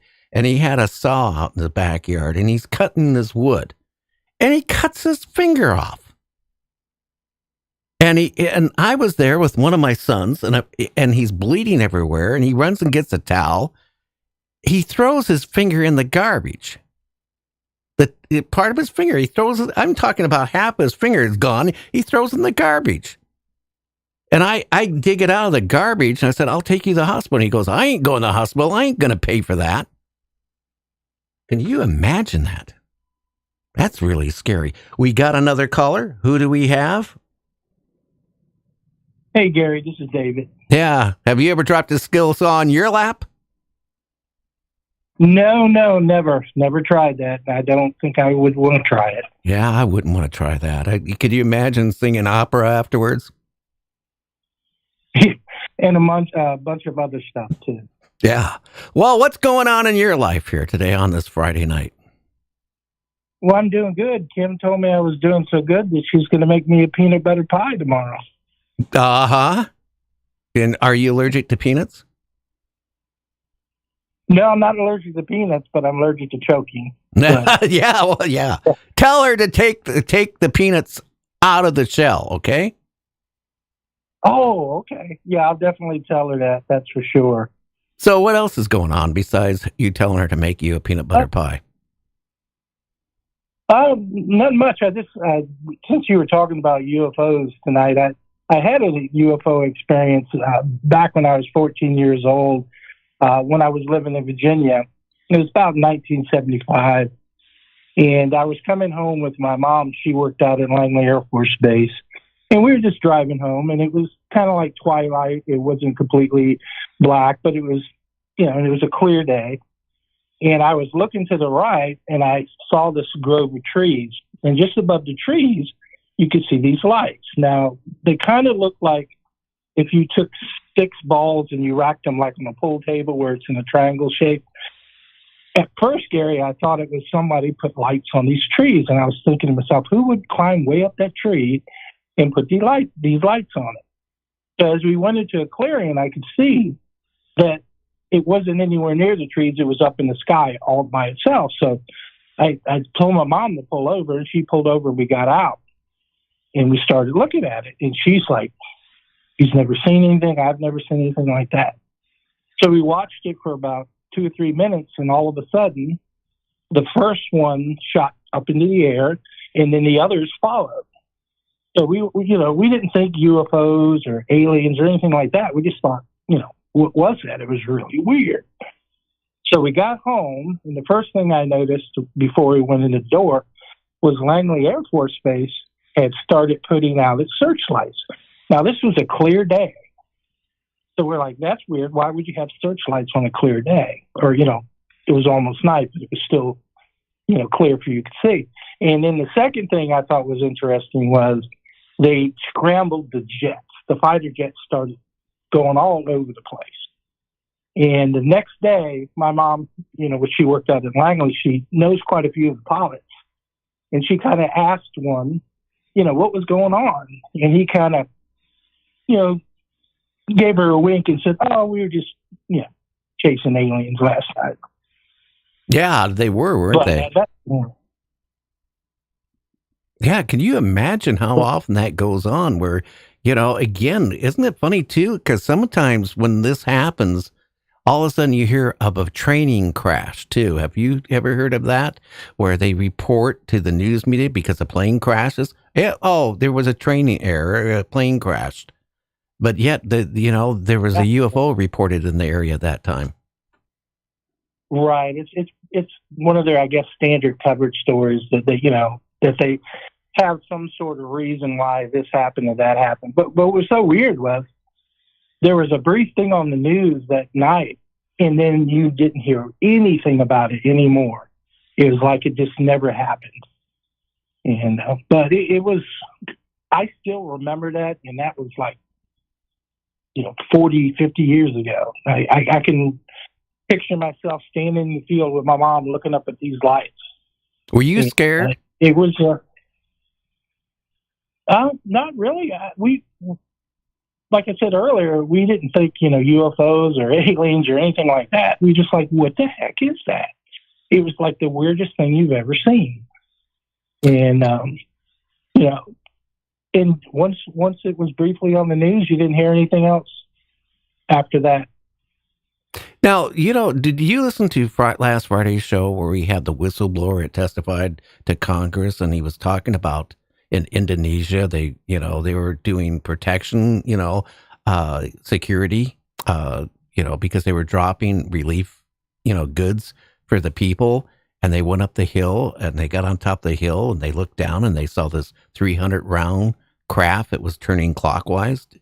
Were you listening? Yes, we watched. It was a very good guess. What do you think about that? I mean, the story, that was scary because all the things that he said, if that is actually going on, it really makes me scratch more than my head. Right. And the fact that it, happened right next to Langley Air Force Base, which is, TAC headquarters. And No, this is in Indonesia. Oh, no, I was talking about my UFO. Oh, yours, yeah. So something is going on. And do you feel that, what's your feeling? Do you think the government will ever come clean about this? As of right now, I don't think they ever will, because they don't want to lose control. Because if this comes out, will they be able to keep control of everything? It goes so many directions, Gary. I mean, that it could go if they did come out. How would people react to it? Will they be able to keep control? I mean, it's the $24,000 question. But what do you think would happen? Okay, Steve Bassett, by the way, has been sending out messages to people, emails, saying that next week it looks like this whole thing about Congress and the Senate, to come out with disclosure is going to go down the tube. They're not signing off on it. They had a certain time frame to do it, and it's not happening. So, I mean, disclosure, what we thought we were going to get, I don't think is going to happen.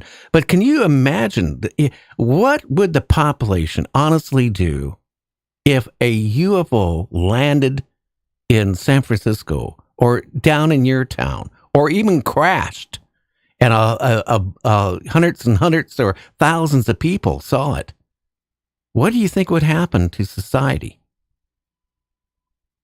Oh, it could literally fall apart. I think that's one of their biggest fears is, if all of a sudden they appear, what's that, how are the people going to react? I think that's what they're most afraid of. Are they going to lose control? Or it's mind-boggling if you really think about it. Well, do you remember, you're at the age, you remember what happened in Watts years ago? The riot in how people were looting and the violence that was going on. Could you imagine if something like this ever happened? There's going to be, people looting. It's going to be, society as we know it could start crumbling. Just even think about when COVID, people were shoving little old ladies down on the ground for toilet paper. A Target store, people came in and they looted a whole Target store, department store. Right. And then, people's belief systems and all that, that's going to change everything. Everything's going to change. And like you said, the civil unrest is going to be on a scale we've never, ever seen before. And we might not even recover from that. And what if the aliens actually come here for the worst reasons? I mean, we don't know that. Well, but David, here's what I've heard so many times, right? Well, if they were going to be hostile, they would have already done it. Right. But you know what? True. Tomorrow, or 10 minutes from now, or 10 seconds from now, another race could discover Earth, and they might not be to the point where they look the other way. As I've always said on this show, humans have been murderers and warriors from the very get-go, and we're still killing and doing it, and wars have never stopped. Could you imagine, just because a humanoid race or whatever they are, right, could be 100,000 years advanced us, but they still could have that trait? Well, and also too, Gary, they could look at us like if you're building a highway and you see a colony of ants, you don't ask that ant if I can pave through this road. You just pave it. I mean, if they're that advanced, they could just say, not even factor us into the decision.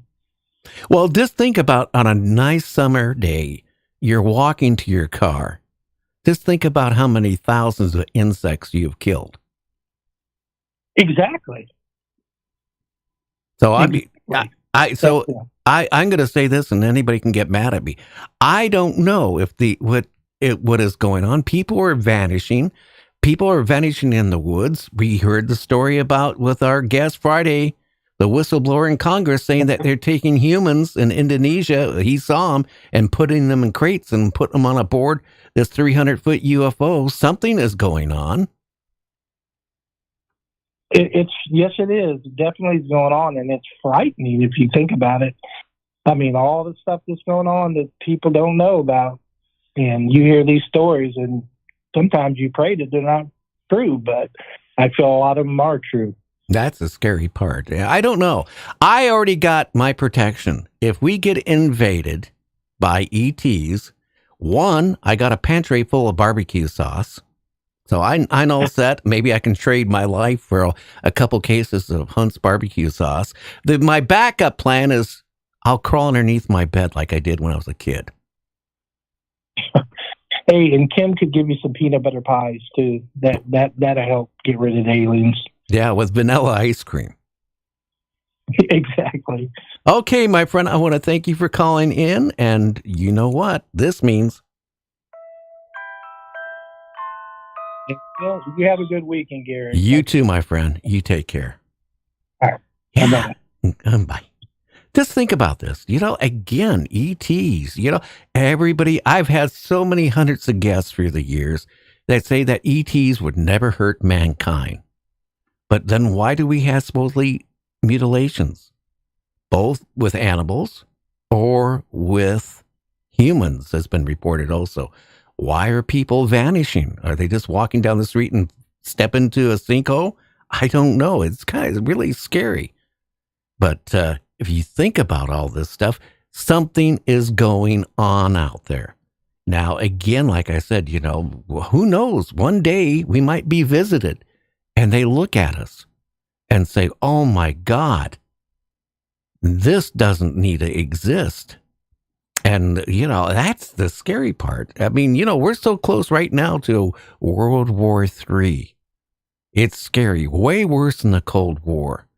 And, you have the people in Russia high up in the Kremlin saying that, that Europe is going to fall. And there's a lot of things going on. If something like that, and we start doing some detonation of nuclear devices, I'm not going to trust that some ET is going to say, oh, we're not going to let that happen. We're not going to let that missile go out of that silo. I don't buy that. I think, they might be selling tickets, or, what, they're taking bets. So they're going to have these UFOs circulating around Earth and just watching the end of mankind. And they're selling tickets, or they're taking bets on it, like when you go down to and bet on the horses. I mean, that's the scary part. And so, I don't know. We got some great guests coming up here, don't we, JC? Who do we have next week? We do have some great guests coming up. Matter of fact, next Wednesday, we got Chrissy Blaze coming on. She's going to be talking about what it is going on with the state of disclosure, what's going on. It will continue. Then we got your favorite coming up on Thursday, Jim Meskimen coming on, and he is a voiceover guy. But what else is it, Gary? He's an actor. He's appeared in movies, TV shows, and his mother. How many of you remember Happy Days? Well, his mother was Mrs. C. Cunningham. So that is really cool. That's going to be a great show. And he can imitate so many different people. We might even have him imitate Nixon. Or we maybe can have him do Arnold or whatever. We'll come up with some voices to see if he can actually duplicate it. It's scary what he can do. Oh, yeah, listen, I am looking forward to him coming on myself. And then, you know what? It's going to be followed up on Friday with Michael Leflem coming on. He's going to be talking about the lost continent of Atlantis. And again, they have figured out, first they were talking back here for about 6 months ago. Maybe it was off of Australia because they found a continent, just a couple 1,000 miles away from Australia that is sunken. Now they just found another continent that sunk in that actually has some structures in it, and it's down a couple 1,000 feet. I mean, this Earth has made some major Earth changes. Oh, it has. Plus, like you say, and I kind of agree with it, I think it's been rebooted several times over the few millennia. And a perfect example, maybe that pyramid is, connected to us. So I don't know. That pyramid, they're estimating between 24,000 to 27,000 years old. It's in the ground. But, it's covered because, but think about it. How many humans were walking 24,000 or 27,000 years ago that could have built a pyramid, let alone even existed? Yeah, right. And here's the thing. We think that our humankind's never been more advanced than we have, but who's to say? Look at all these out of place artifacts we find. It's, stuff in coal or you find something that's, in a place that shouldn't be there. Maybe we've had technologies that's equivalent to what we are today, but it's been lost. Because you think about it, Gary, if we lost everything today, 10,000 years from now, or 20,000 years from now, would there be any cars or buildings left? Now, remember the Planet of the Apes? Oh, yes. You remember the vast last scene? Oh, yeah. Where they were in the cave and they found a baby doll. It said, "Mommy." Yeah. And it really shook up the apes. Oh, yeah. Freaked them out. There was a lot of great scenes in that. The torch from the Statue of Liberty sticking out. The head and the arm and the torch, yes. And then the beings that were underground for all them years, they couldn't hardly see anymore. Remember what they worshipped? The bomb. Yes. Yes. Because it got a big blast. They worshipped it. Now, if anybody wants to call in, I got it right out there. Just look on your screen. If you're listening on your device, the number is 1-716-405-0253. That's 1-716-405-0253. We can take one more call. We can talk about UFOs, E.T.s. We can talk about maybe your neighbor's dog barking. I don't know. Whatever you want to talk about. We are here for you to, enjoy. That's the whole point of the show. Check out our website. By the way, it's going to be updated tomorrow at www.nightdreamstalkradio.com. But you know what? Just next week, having a celebrity on, we got some other major ones lined all the way up. And, we got some major changes in January. Come on, the middle of 15th. I'm not allowed to say at this point, but I think you're going to like it. You're going to hear us everywhere. You can be everywhere on this world and listen. That's true. That's true. And we got some great actors and other guests coming. That's what I just said. You cut me off, and we got weather, wide range of subjects all combined. It's going to be great. Yeah. Do we have a class too? How to fix your lawnmower carburetor? Yeah, you just get a cut torch and just cut it up. Yeah, don't ever. I know this person. He was so cheap, he didn't want to buy motor oil for his lawnmower because it was suck the oil. So he would go down the street. Hey, you got any old used cooking oil? And he ran that lawnmower for a couple seasons. 3. Yeah. Well, see, now you're gonna admit it was you. Don't do that. I don't want people to. I know the guy, but too. it was you. And you know what? The neighbors loved it because every time he cut his lawn, instead of smelling that smell of freshly cut grass, you smelled French fries and fish chips. It did. Plus, it didn't kill the yard. It was like, biodegradable. Yeah, except when you ran out there really fast, you sprained your ankle because you slipped on all that grease. Yeah. Hey, I was just wondering, the guy, had that accident with that circular saw, and the other guy, you had an accident with your finger. They didn't get mixed up when they put the parts back together. It could have. Yeah, it could have. But, can you imagine, though? You're in the emergency room, right? Oh, you can imagine. And you're hearing somebody scream, right? Oh. And say, I just got married a couple days ago. And, and back then when they reattached penises, okay, it's like they didn't work afterwards. You know what I mean? Yeah, and I got a feeling it was probably Frankenstein-y looking. I don't know. I never said, hey, can I come over and look while you read?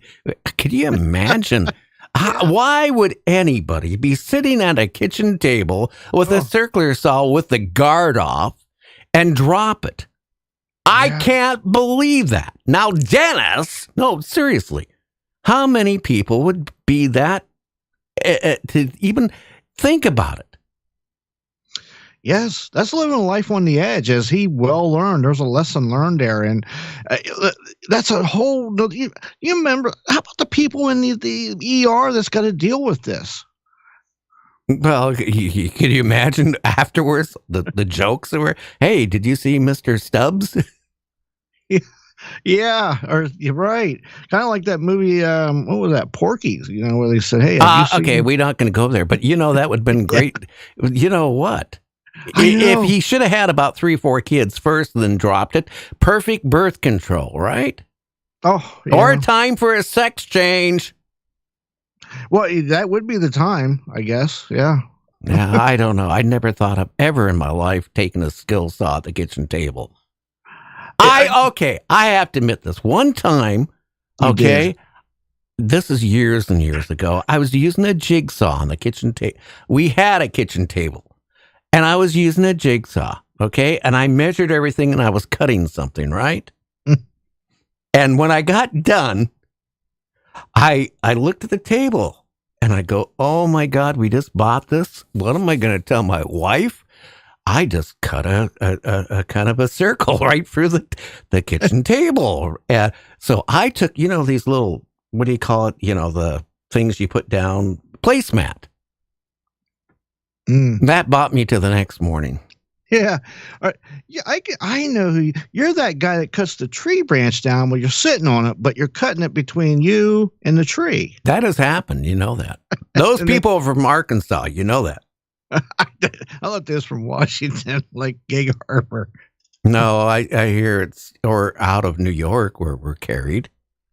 Oh yeah, that's right. Yeah, down that road of New York, yes.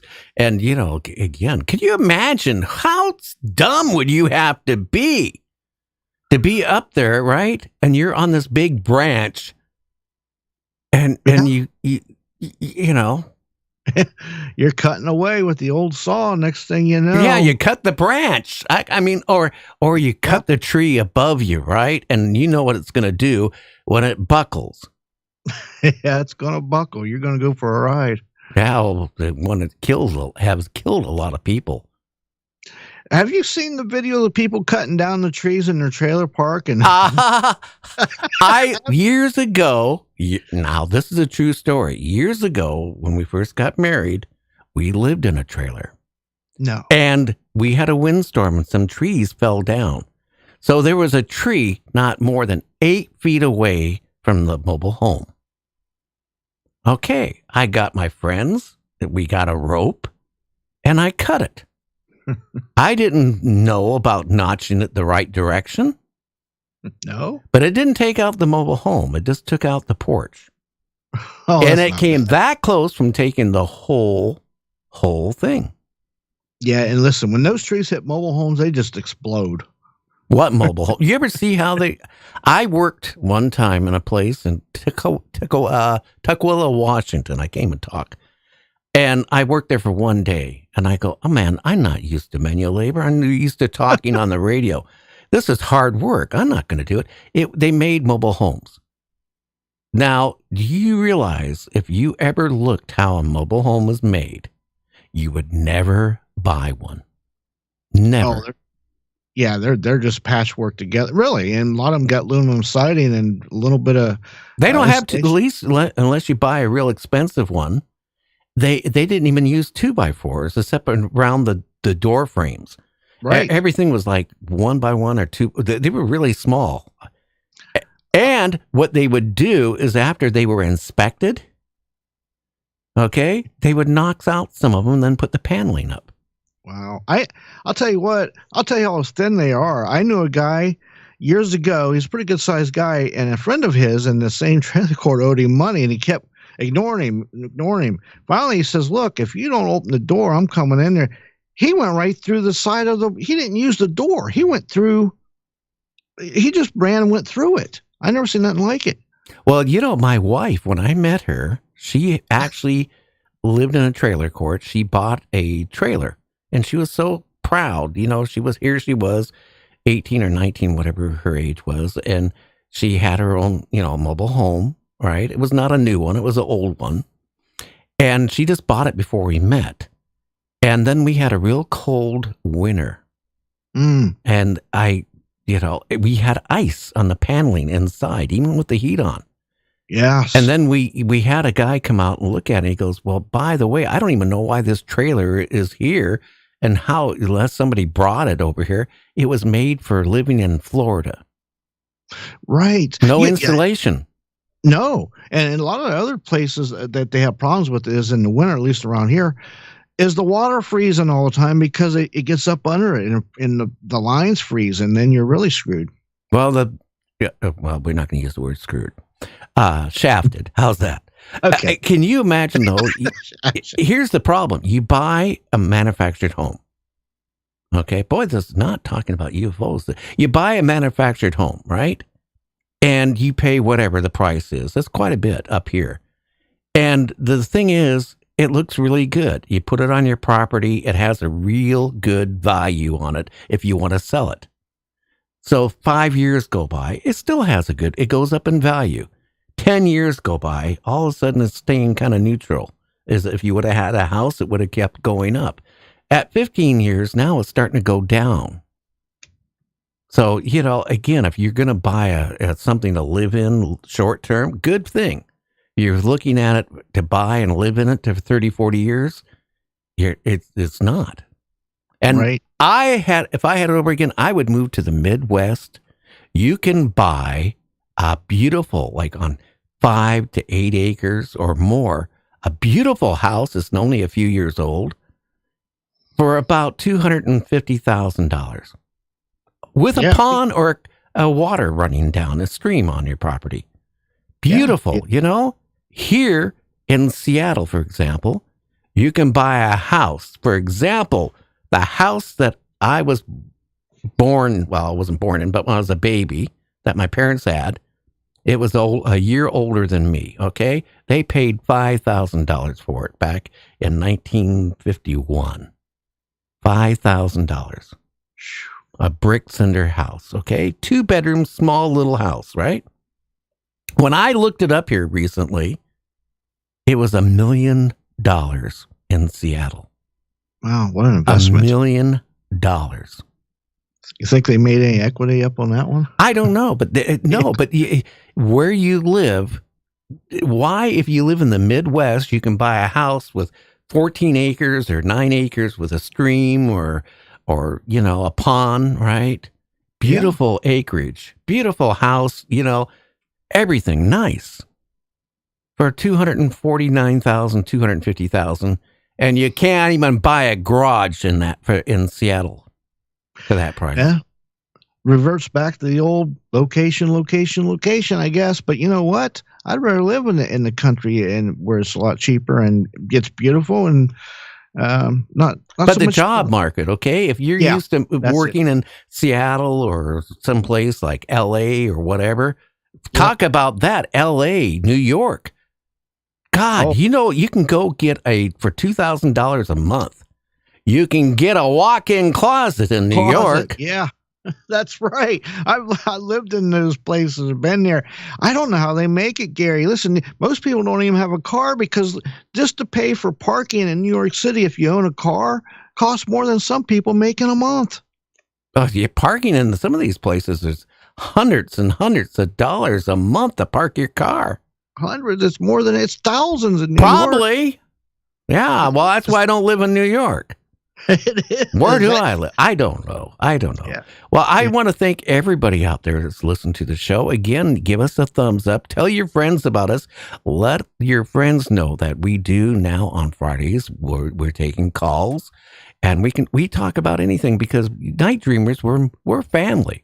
So if you want to talk about your pie, your peanut pie or whatever, we will talk about that, or we'll talk about the man in the moon, whatever you want to talk about. We'll even talk about the guy that dropped a skill saw without the guard on his lap, and he got noted as shorty after that. Or the guy who cut a little piece of wood on his table and cut 2 pieces of wood and didn't know it. I cut out, and my wife was so mad because she was so proud that she saved up to buy that table.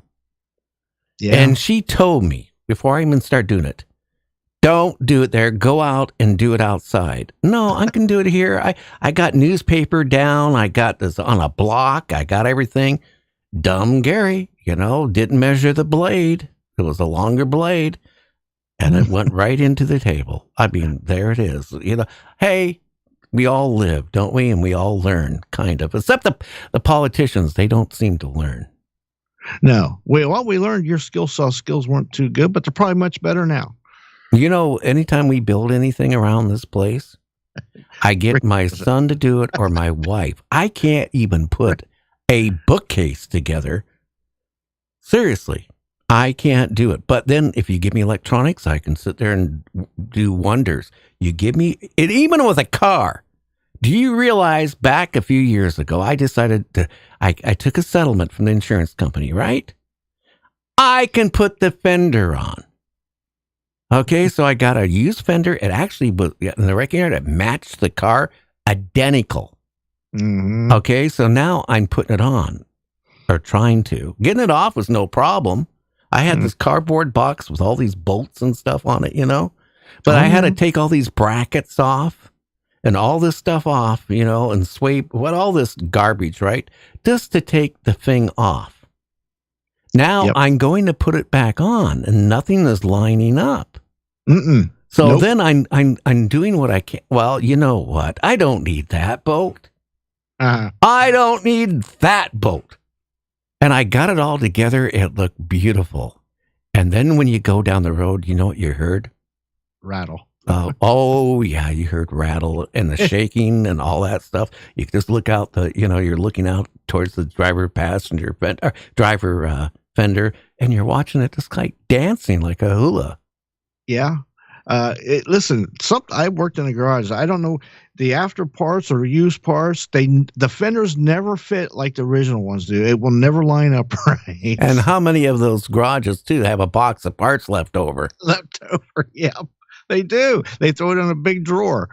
Now, it's just like when I rebuilt my first engine. It was on a Nova, a 6-cylinder, and I rebuilt it. And my dad said, okay, you can get that a new car if you can rebuild this engine. And he gave me a time frame. Okay, this is a 6-cylinder. Okay, yeah. So me and my friend, we came, we took the engine apart.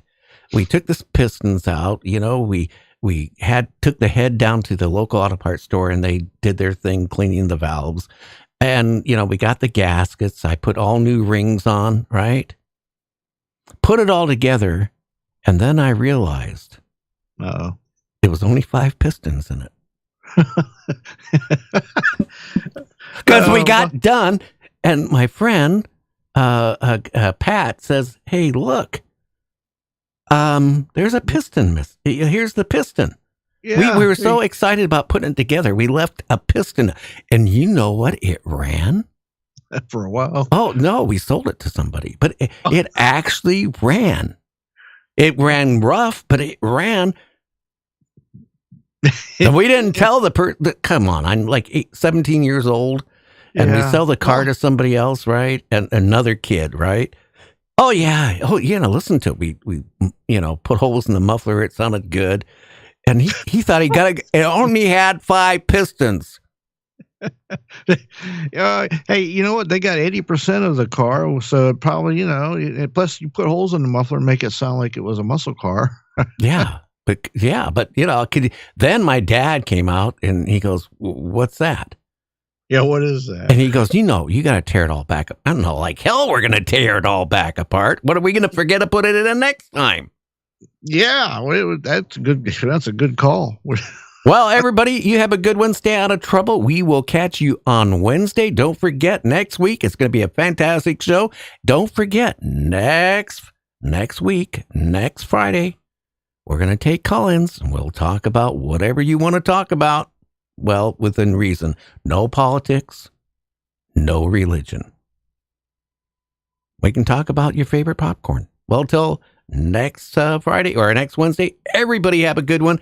And thank you for tuning in.